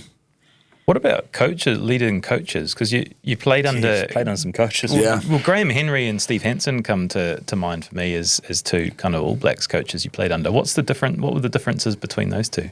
I think it was just my mindset and my narrative about them when I was first in the All Blacks. Like I thought they didn't like me because they were so hard on me and they were so hard on the other boys, that especially our Chiefs boys. And I guess that's when you start speaking to your other mates and then you start getting this narrative about the coach. But now getting older in my career, you can understand why they were like that, and they were just trying to get the best out of me. But I couldn't see that at the time, which that happens. You hear about it all the time that you think coaches are hard on people, but it's only because they want to get the best out of them. And then when I got back into the All Black team in 2012, I had a whole different mindset about it. Could understand that they were only trying to make me better, and I knew that they still loved me, they still cared for me. So sort of having that growth mindset around it, and Steve Hansen's a real great coach. Connected with him really well. Every time you see your past coaches or your past team, you dab them up and give them a big hug, and have a good embrace. So there's more to rugby than just those sort of moments. Mm. And that period is like the most successful period of All Black history. The 2012, I think, onwards to 2018 perhaps. But what was it about that unit or that group that made that so special? Well, the funny thing is, in 2012, I was probably in the form of my life, and I didn't make the All Black squad. I think it was Ireland. Ireland came to New Zealand, and I was playing the best rugby. I thought I was playing the best rugby of my life. Didn't get picked.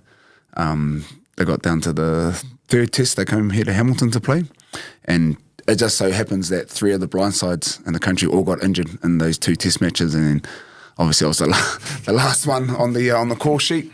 A bit like the old Stephen Donald kick movie. They should make a movie out of it.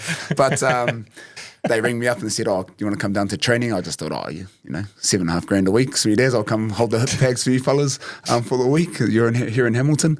Came down and they said, "Oh, you're going to start." And I was just like, "Oh, shit." But then by then my whole mindset, my whole attitude around it had all changed because of the coaching stuff we had at the Chiefs with Ren's, Smithy and Tom Commentary and Andrew Stallbridge. So my whole mindset had changed, and I was just like, oh well, if I'm going to go out, I'm going to go out with a bang. And yeah, that was the end of that. I sort of played really well against Ireland and got to be there for the rest of my career as an All Black. So, but that group of men, we had been together for such a long time, since 2010, 11, in and out, 12, 13, 14, we had been, probably 95% of us had been together.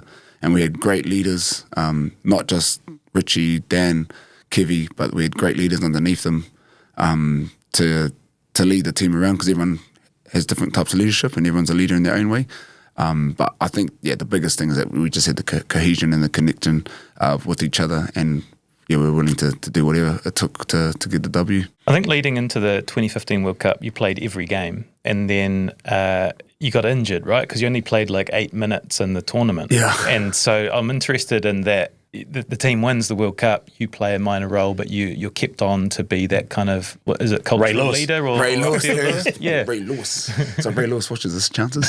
We'll tag him. We'll tag him in. Tag Ray Lewis. So in that 2012, 13, 14, Jerome Kano went overseas to make all his money for his big mansion in North Shore. Isn't it for culture and for experience a different part of the world? It's all for culture and experience, bro. It's all for culture. So he went there. So there was an opportunity for one of us to take his role. And obviously I was fortunate enough to do that. And I had played really well for the 3 years. And then he finally comes back and it's like going toe to toe for a few games, which is awesome. Like, I love playing against Jerome. Like, you try and put a shot on, he try and put a shot on you, and your best mates afterwards. But then I kept bloody pulling my calf. They say once you turn 30, you just keep pulling your calf, and that what kept happening. And I just kept pulling my calf. We got to the World Cup. I think it might have been our second team training, and it went again. And I was just like, oh man, I'm going home. I'm done. They're not going to carry me for the whole tournament. It's like a waste of money. It's a waste of bloody space. They could bring someone else in to do it. But for some reason, don't even know why to this day, why they kept me on. So I didn't want to be just a food ball, so I made sure that I could still have a positive influence within the group. I think that's been one of my things I've always tried to do in any environment I've gone to is leave a real positive impact where I was. So I took that challenge on board, and hopefully I made an impact or a positive influence within that group. Did you get a yellow card as a water boy? We can clear this up right here, right now, actually. Yes, I did get a yellow card as water boy, and I could see the scuffle happening, and like I like a bit of a push and shove. Nothing's really going to happen. And then on the mic piece comes down from, I'm not going to say which coach, but are you mic'd up? I'm mic'd up. And right. Like, Hunger, get on there. And I was like, huh? And I was looking at Gilly at the time, the other little boy goes, and I'm like, Hunger, get on there now. And I'm just like, so I run on. And he's like, grab, I can't remember who it was. He said, make sure you grab the thing. So I like try to break them up. And then someone realizes I'm the water boy. And then the wallaby guy starts having a go at me. And I'm just like, and then get sent off for the touchies and whatnot. And then get a big, massive fine for running into the scrap. But I got told that day to go and break it up. Amazing. And the same thing happened in the Rugby World Cup against France in the quarterfinal. One of them need skip in the face, and right in front of me, and I was wild. Like I don't like fellas that do cheap shots, and I was just about to walk onto the field and spray him, and then Gilly at the time had to hold me back, so could have been a red card that time. So first yellow card for a water boy, and the red card maybe. That's gold. You made a sort of comment before. I don't know why they kept you on.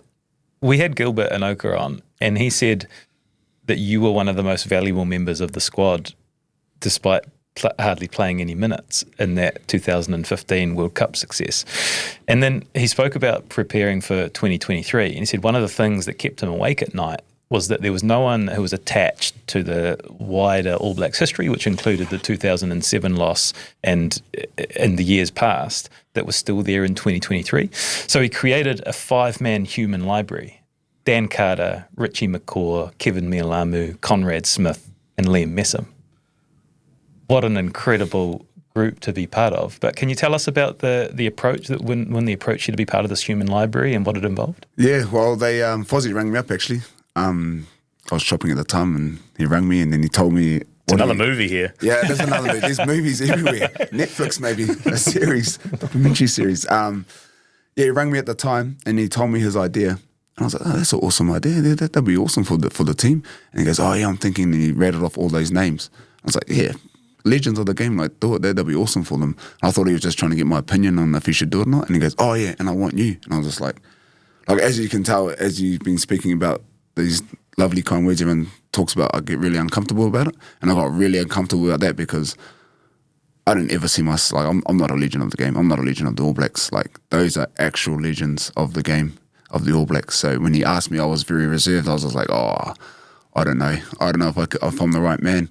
But I took the offer up and absolutely loved it. I loved being invited and involved back into the famous club. And again, as long as I could leave a positive influence on that group, then I was happy to jump in and help out. Are you able to say? Well, you and I both got the same question. Are you able? I don't know if it's sort of sacred or you're not allowed to, but are you able to say like what you actually did in the? Or what he asked you to do, or what? Like just be around them and they can just talk with us. Athlete development. Yeah, athlete development, and just pick our brains if they wanted to. The leaders, help them with the way that the team environment was going. Players that weren't playing in the non-23, like I've been in enough teams now to know that the most important part of your squad is the ones that don't play. You need them all on the same waka, or it's going to be a very, very hard thing to do to win any tournament or any trophy. So just helping them out there, just giving them some ideas. Even put the boots on a few times, train with the boys.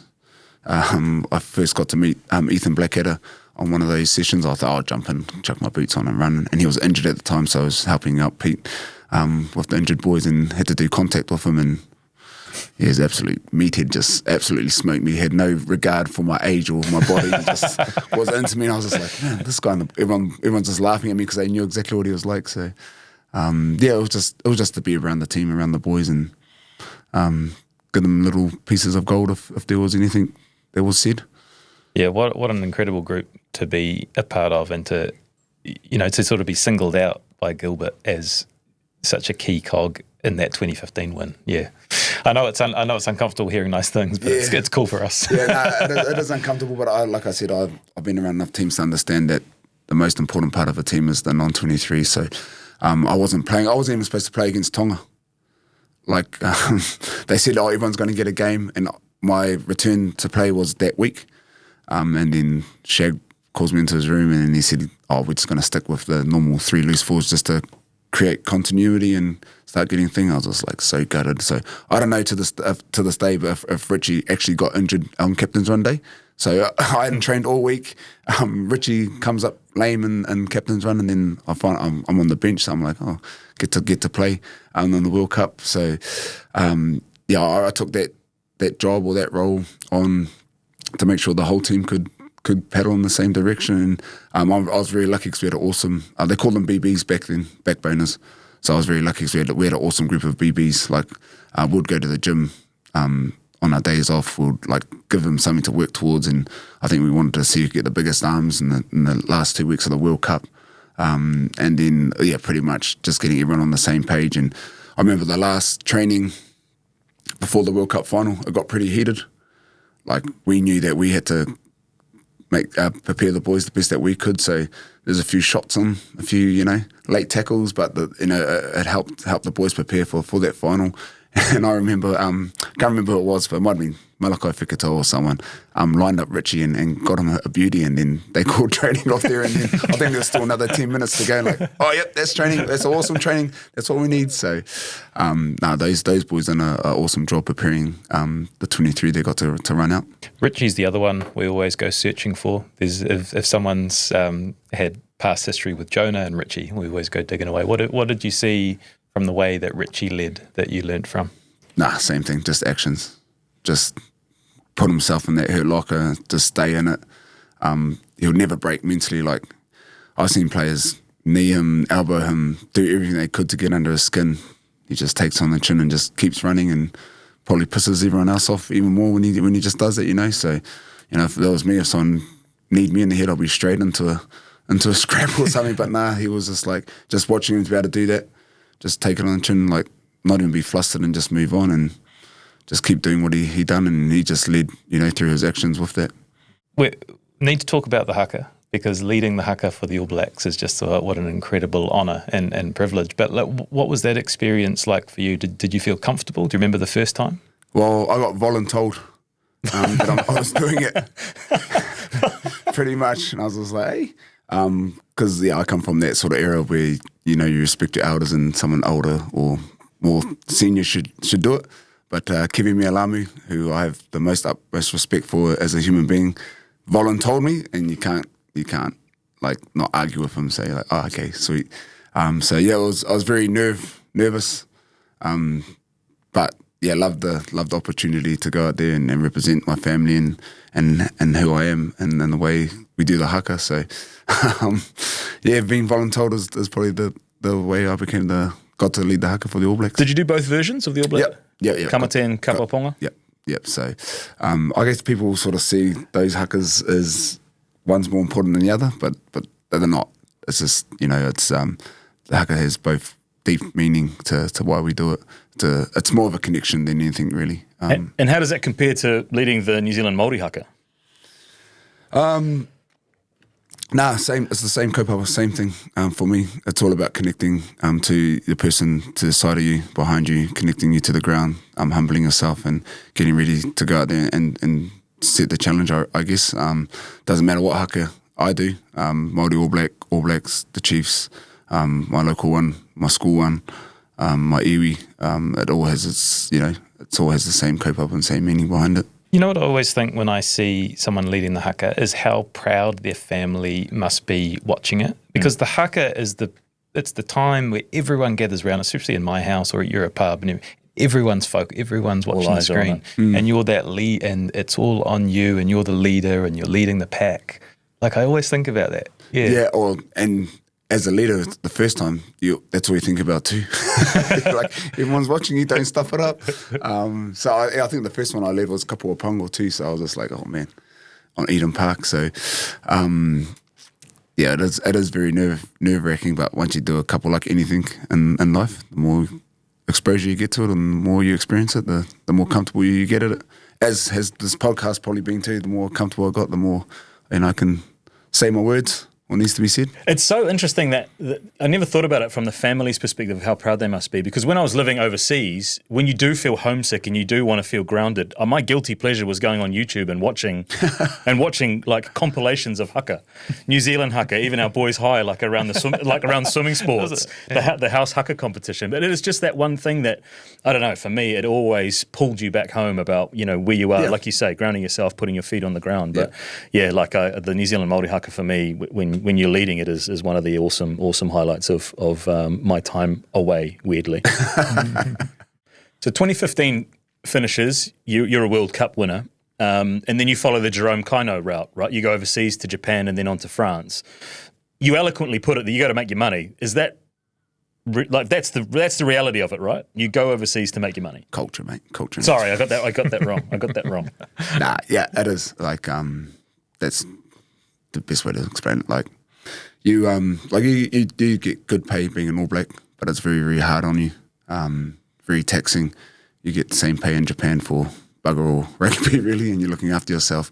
And it is a business. Like, rugby is a business. You're not going to get paid like that again in your career. So it's just when is the right time to go. Or, you know, that's the hard thing as a player here in New Zealand. You just don't know when to go. You have things that hold you back. There's things you want to achieve. But I felt at the time I made the right decision at the right time in my career.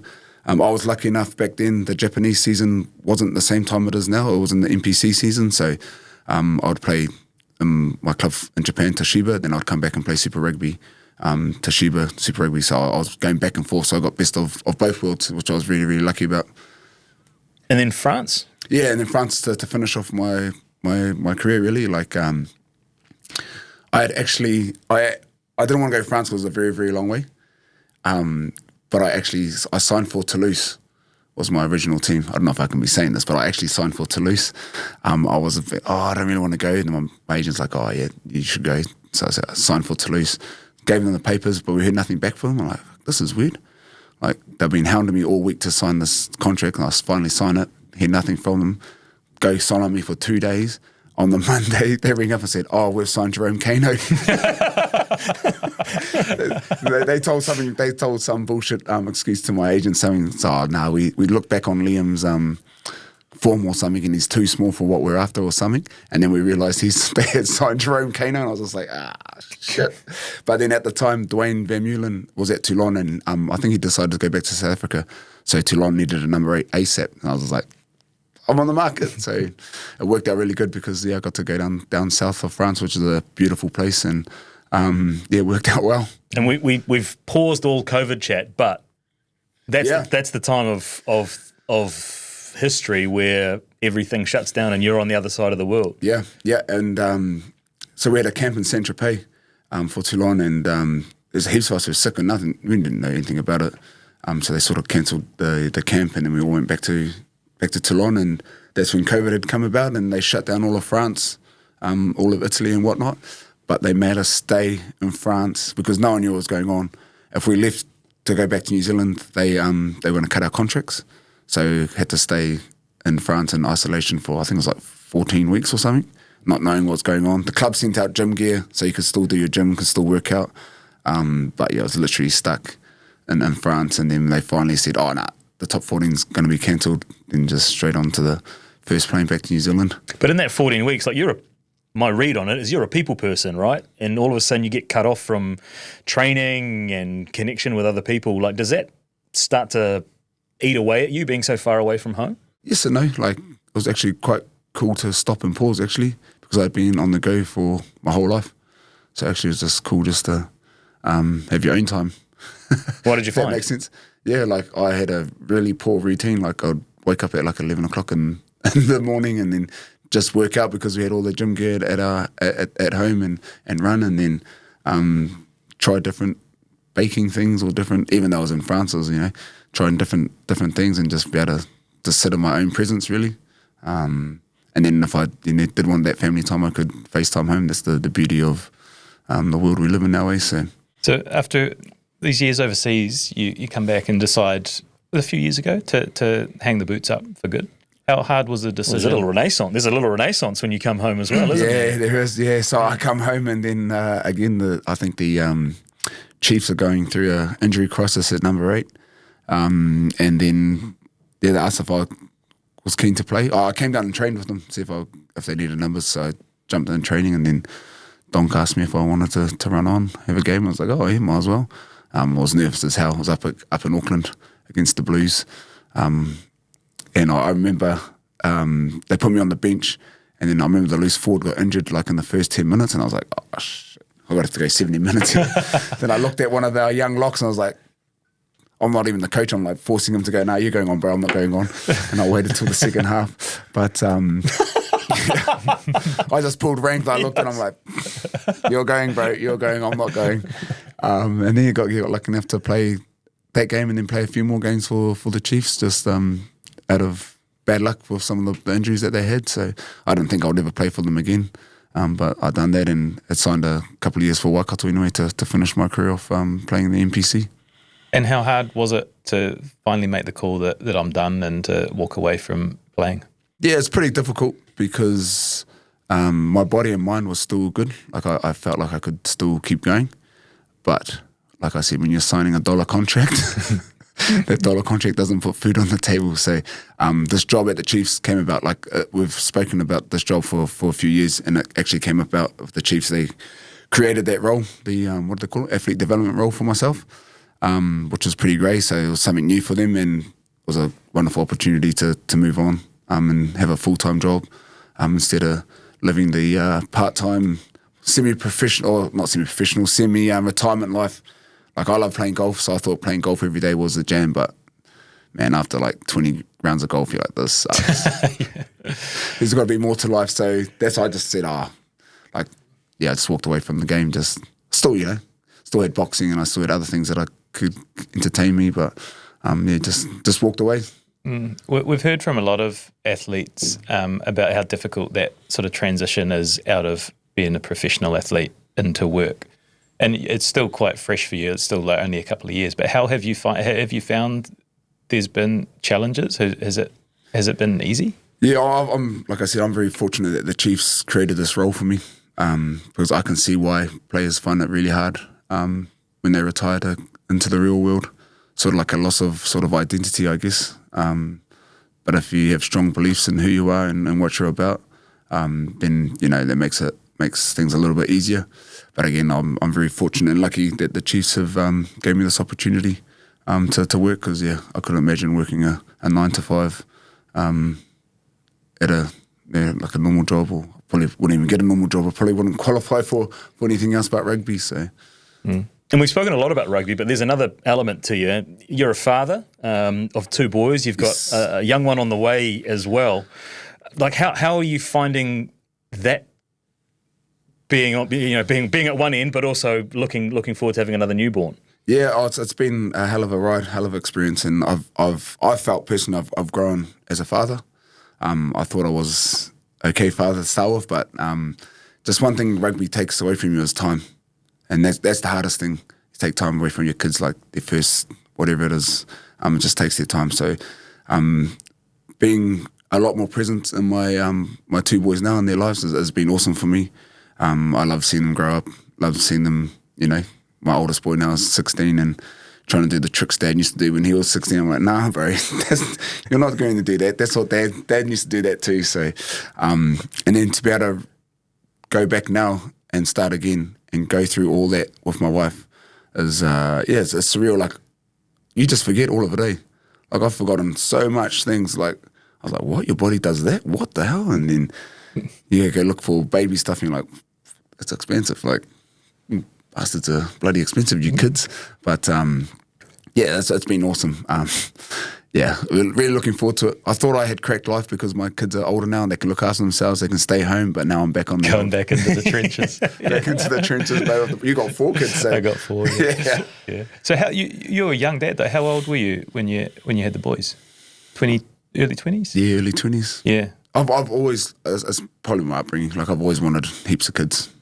I've just always been around them, and I always wanted heaps of kids, so now I'm gonna have heaps of kids. So yeah, looking forward to it. And you've got that interesting dynamic where I guess some of the kids that you work with day to day are the same age as your eldest boy, 16. So being able to, I don't know whether it's a cheat code, but you've just got that coach mentor element in your professional life, which I guess bleeds into your life as a dad, maybe. I wish that was the case, but you know how sometimes with your own kids, they don't listen to you.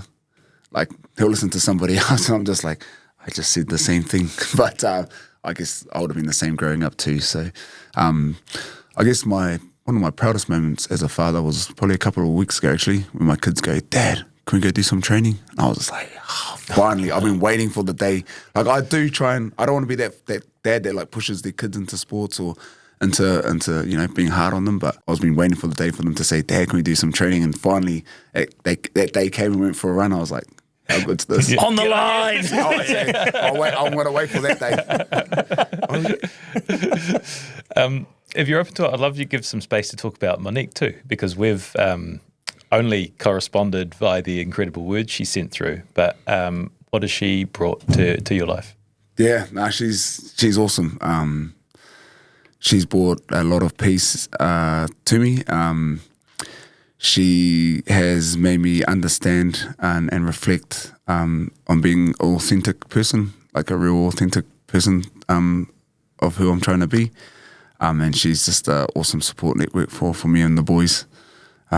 So, yeah, I'm just so grateful that I met her, and then she's in my life, and the person that she is, the kind heart that she has, and she's amazing.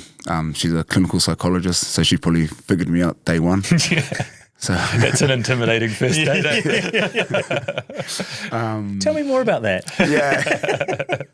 So yeah, she's been just so grateful and lucky to have her.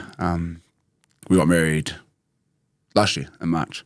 I was gonna say this year, but it's 2026 now. So and now we have our first child. So it's it's been just love it to bits. And she told us, despite the image that you might portray, you're actually a very, very big romantic.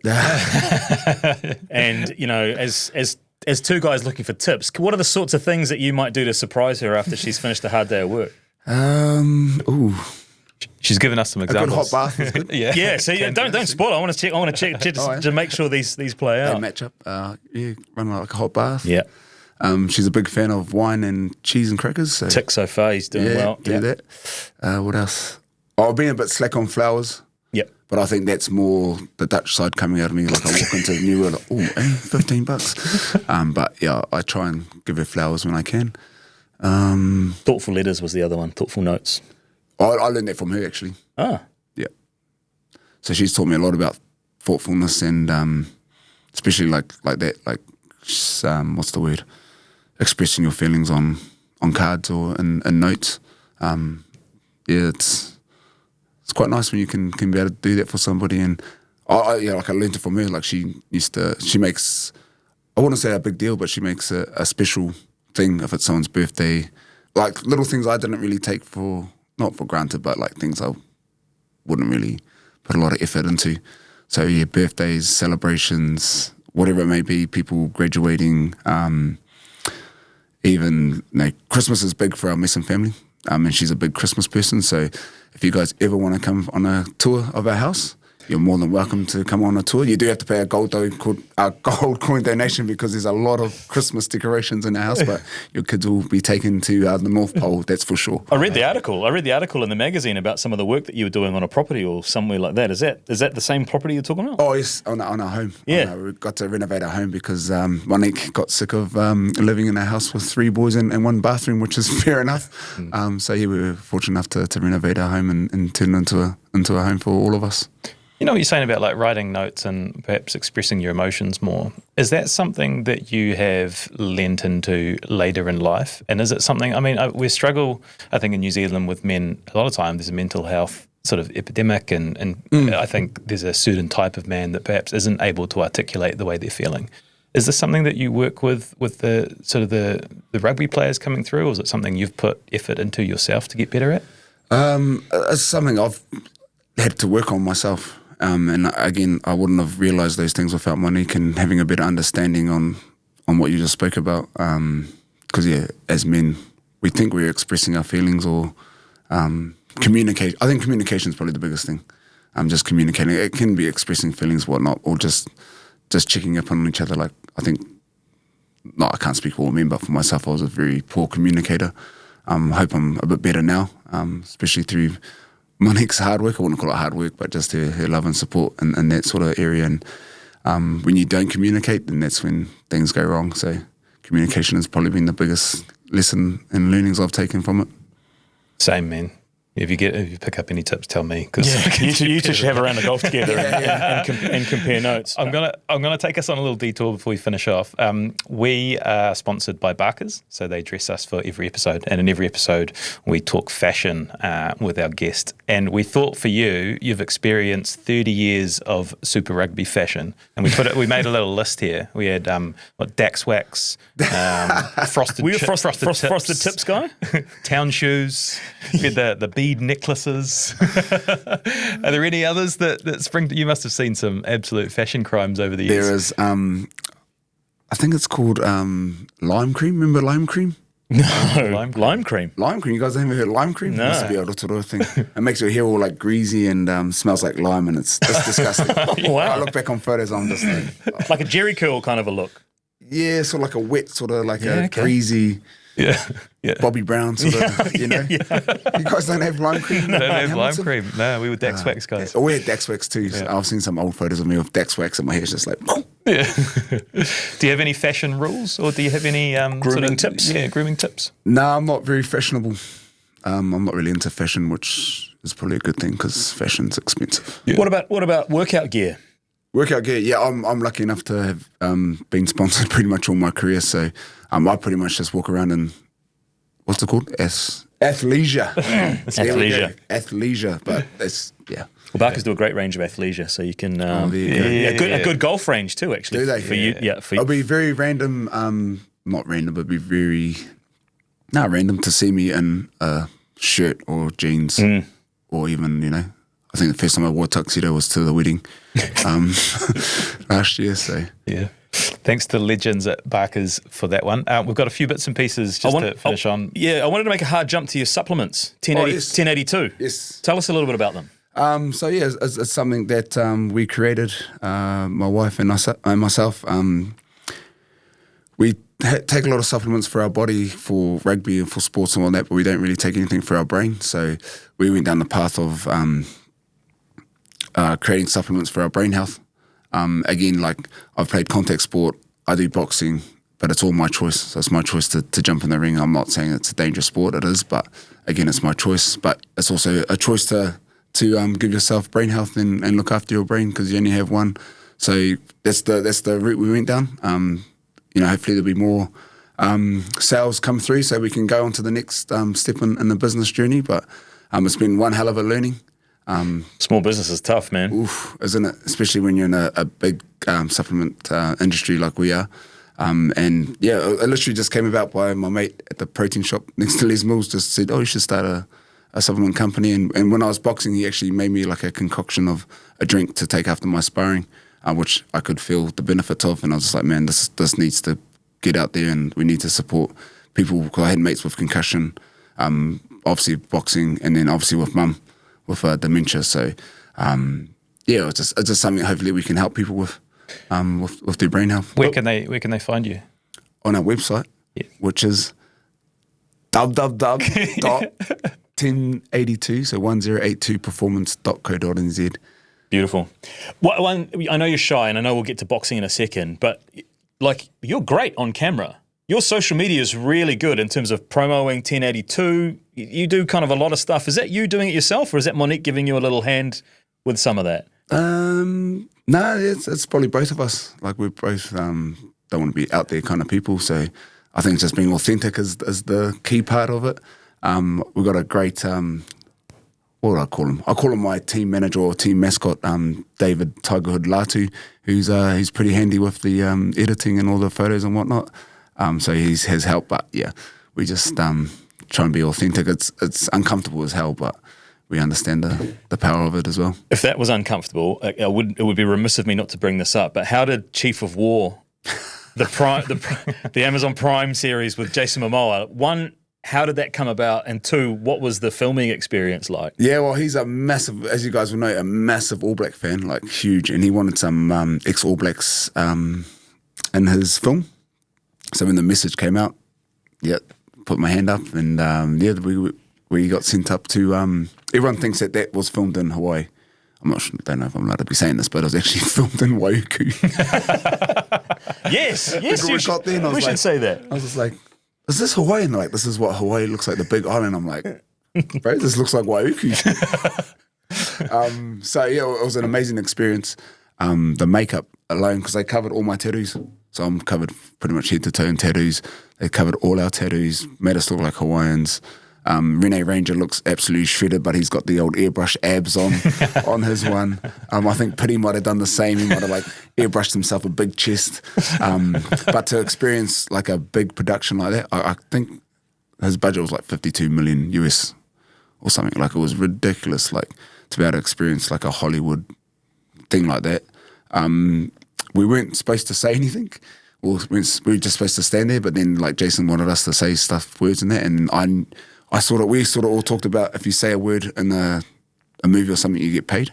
Like we didn't get paid for that. So all us boys are trying to make sure that we had like 3 or 4 words so they had to pay us. But we also made sure that Offa at the time, because we were on Offa's village or whatever, he didn't die, so we could always get called back to season 2 because we're not dead yet.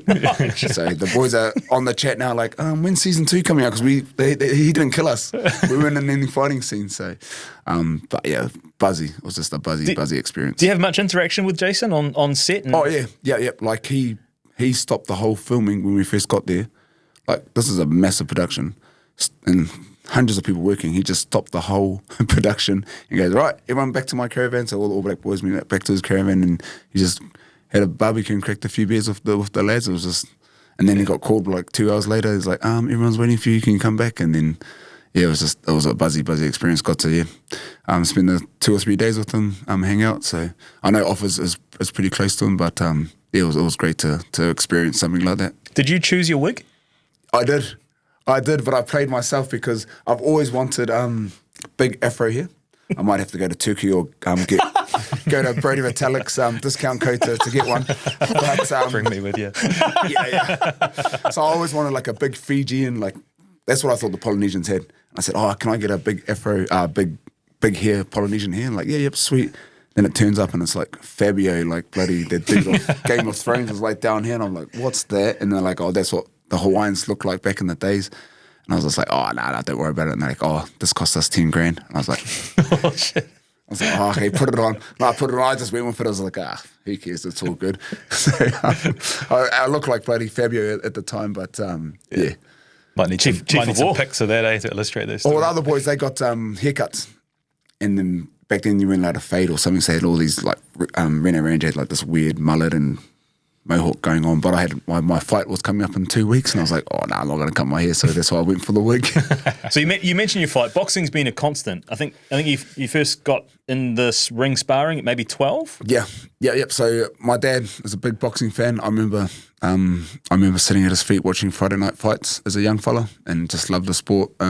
Got taken to my mate's boxing gym when I was 12 years old. Chucked the gloves on, didn't know what I was doing. Got smacked in the nose, and when you get smacked in the nose and you start crying, but you're not crying because you just got smacked in the nose, and my nose was pissing out with blood, and for some reason I just loved it. I was like, this is awesome. And then continued to do some type of boxing for fitness, and then I was lucky enough to do a Fight for Life, get the bug for the actual fighting part of it, and then just continue to keep putting myself into the ring. And I just love it. I just love everything about it. I love the training for it, the fighting, the getting punched in the head. I know you're not trying to get punched in the head, but is it like strategy, and is that part that appeals to you? Yeah, I love the science of boxing. It's a big chess game. I know. I look back on my fights, and even my fights now, like it's not really boxing. Like I look back at my first one against Wendell Saylor, and I'm just like, that's embarrassing. Like, it's just a full-on scrap, just two guys just going at it. But yeah, I actually love the strategy of it. Like I sort of understand enough now when you see the big fights, what they're trying to do and the setups and what they're trying to get them. But I think what I love the most is that no matter how hard you train or how fit you think you are, you're never nothing beats boxing. You just always feel underdone, or you feel so fatigued, so gone. and it's scary when you're in the ring and you've got nothing left. Yeah, there's an element we've spoken to a few boxes about, like you do all the training and everything, then you come to the actual fight night and then the bell rings and it's just you. Yes. Like rugby, you've got 14 mates, other team sports, but then in that you can only rely on yourself and the work that you've put in when no one's watching. Yeah, and that's it. And the work you put in is like you put a lot of work in to get to where you are. And I learned it the hard way. I fought Paul Gallen. I can't remember what year it was. But 2013. 2013, there you go. Good research done there. But I had like 2 weeks after the India tour, and I was like, oh, nah, I've had no prep. And then they offered the money, and I was like, oh, I jumped in it for the money. I was like, oh, it's a good chance to, Paul Gallen have a fight. He's in the same thing. I think he was at the Rugby World Cup at the same time. Had 2 weeks training prep, and like I was done. Like it was a close fight, but just felt awkward, felt yuck, took some knocks that I probably shouldn't have taken, but I promised myself then, and every time I got into a boxing ring, I'd respect the sport and give it its full commitment and effort and training and whatnot. So, are you still active?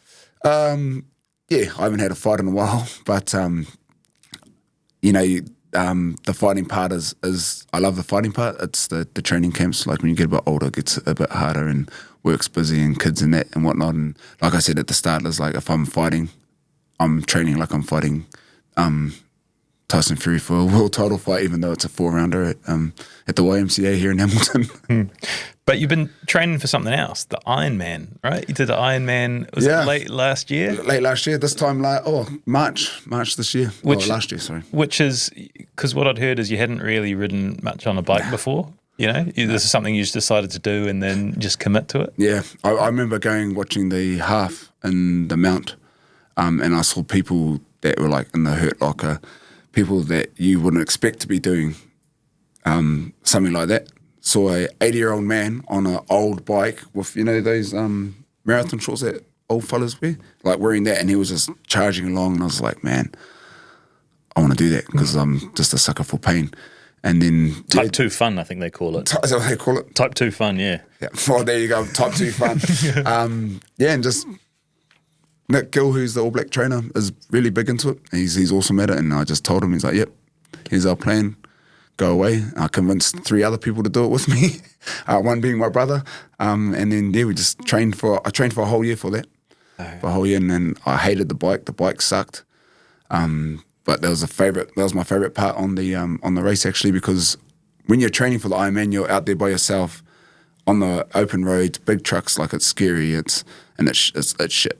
Like I hated it. Like my butt was sore. Like 4 or 5 hour rides.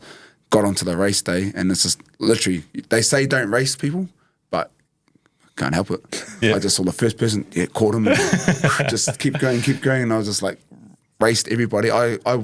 My time I had in my head for the bike was 7 hours, and I finished it in 5.5 hours. Holy shit! Yeah, I got off, and I was like, looking at my time, I was like, ooh, I've gone too hard here, and went to go run, and I was like, just cramped all the way up, and I was like, you idiot. And then you got a marathon to look forward to. Yeah. Had you run one before? Nah, shit, no. No, I'm like. And what's your swimming game like? Actually, never swum before either. I was alright at swimming. I got lessons in there and got better. I enjoyed swimming because it was like easy on the joints and whatnot. The running, I thought I would have got a lot leaner and a lot smaller, but I done the Ironman at 108 kgs, and that's a lot of weight to carry around. Yeah. So I talk about the bike. I passed about 500 people on the bike just because I. A bit heavy, everyone can go down hills and 60 kilometres, just go past them and lay the bolt and feel like I'm the man. And then on the run, I've probably got lapped by everybody about 5-6 times just because it was an awful feeling. Like I remember for training, I'd done probably 26 kilometres was the furthest I ever run.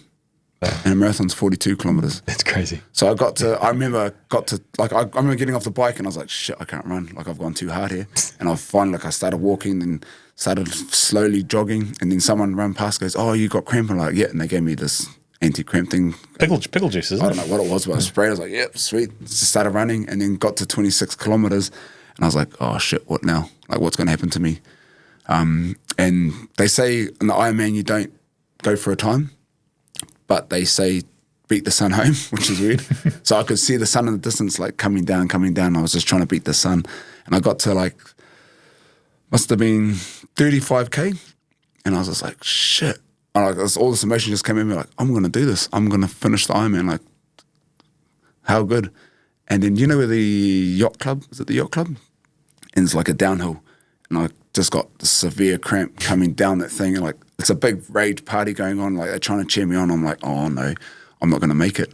It's like 3K home from the end. And I'm just like, oh, this is not good. So I stopped for about 10 minutes, stretched out to see if I could get up and start going. I was like, oh, I just got to start walking because I could see the sun coming down. So I just started walking. And then all these guys on the side of the road, great supporters, All Blacks don't walk. Messam, you don't have to walk. All Blacks never walk. You're almost to the end. I'm like, so I start jogging, and then you literally get close, and it's an awesome atmosphere. If you ever get a chance to go watch it, like all the fans are lining up down the end of the street, cheering you on.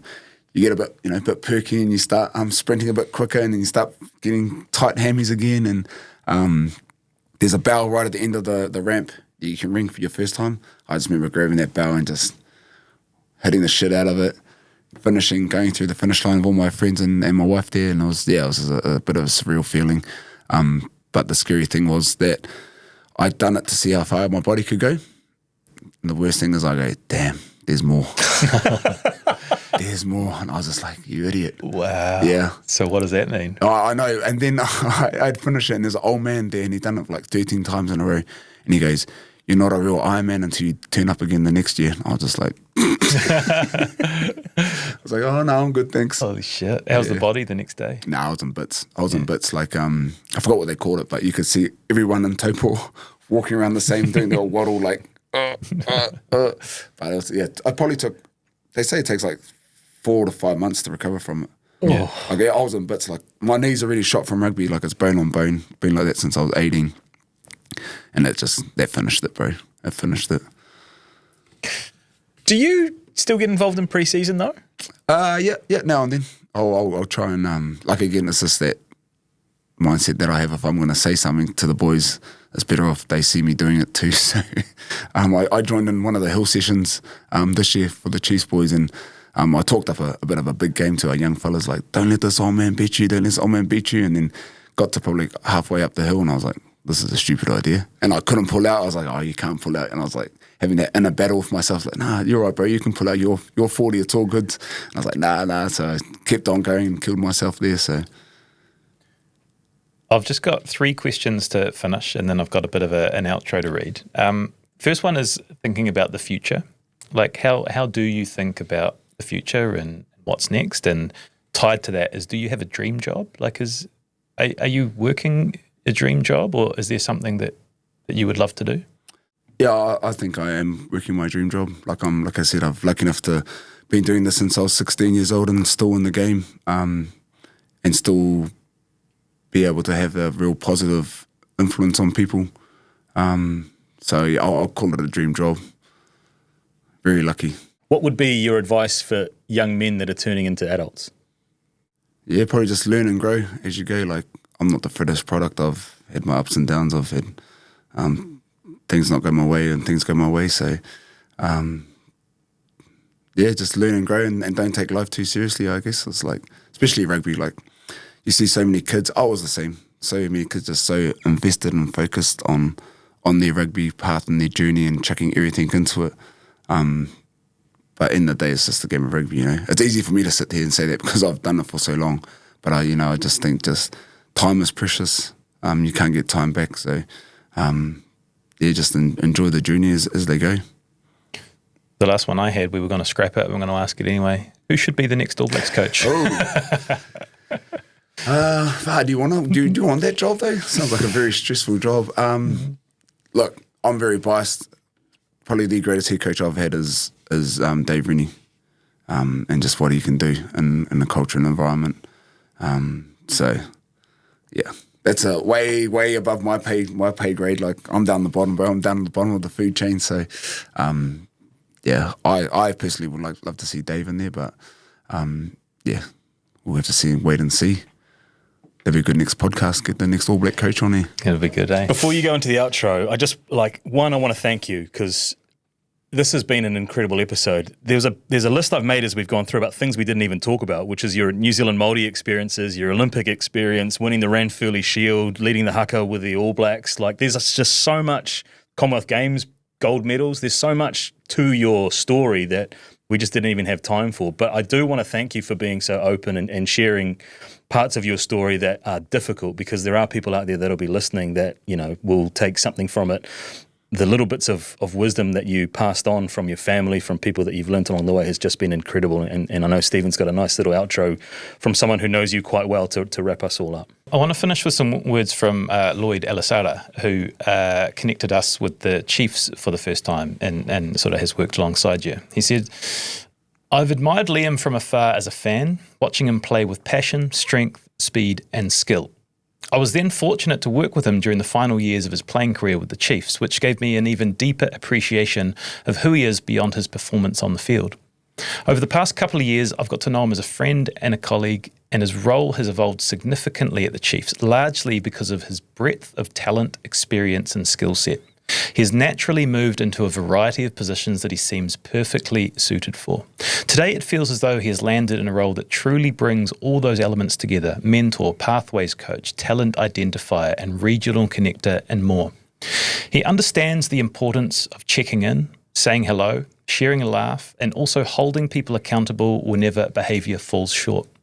His reach extends across all areas of the organisation: age group teams, women's teams, wider training groups, injury replacements, and our contracted players. Few people connect so authentically across such a broad playing group, and the value he adds to the Chiefs is immense. His influence is both seen and felt across the organisation. To simply say he has mana almost feels cliche and doesn't fully capture the respect and admiration players and staff hold for him. Hunger carries himself with pride and humility, embodying the values we cherish at the Chiefs: genuine care for others and a deep commitment to helping people be their best, both on and off the field. I kind of just feel that the words that we have heard from others have been just reinforced by your story. And I just feel so grateful and privileged that you've sat down and shared so much and given so much of yourself. Our audience is going to love it. I've definitely been inspired by it. So yeah, thank you so much. No, thank you guys. It's it's been awesome to be able to reflect, I guess, on my life and on my career, because my life is, as they say, just beginning. But there's some very, very kind words in there from everybody. So very humbled by that, because now you've made me all awkward again, because I felt really comfortable at the end of this podcast, but now you made me all awkward. But just really grateful for this opportunity to come in and speak. And I think it just pays great things to my family, to mum and dad, and the way they brought me up. And so shout out to mum and dad for what they've done in my life. So cheers, Liam. Awesome. Thank you.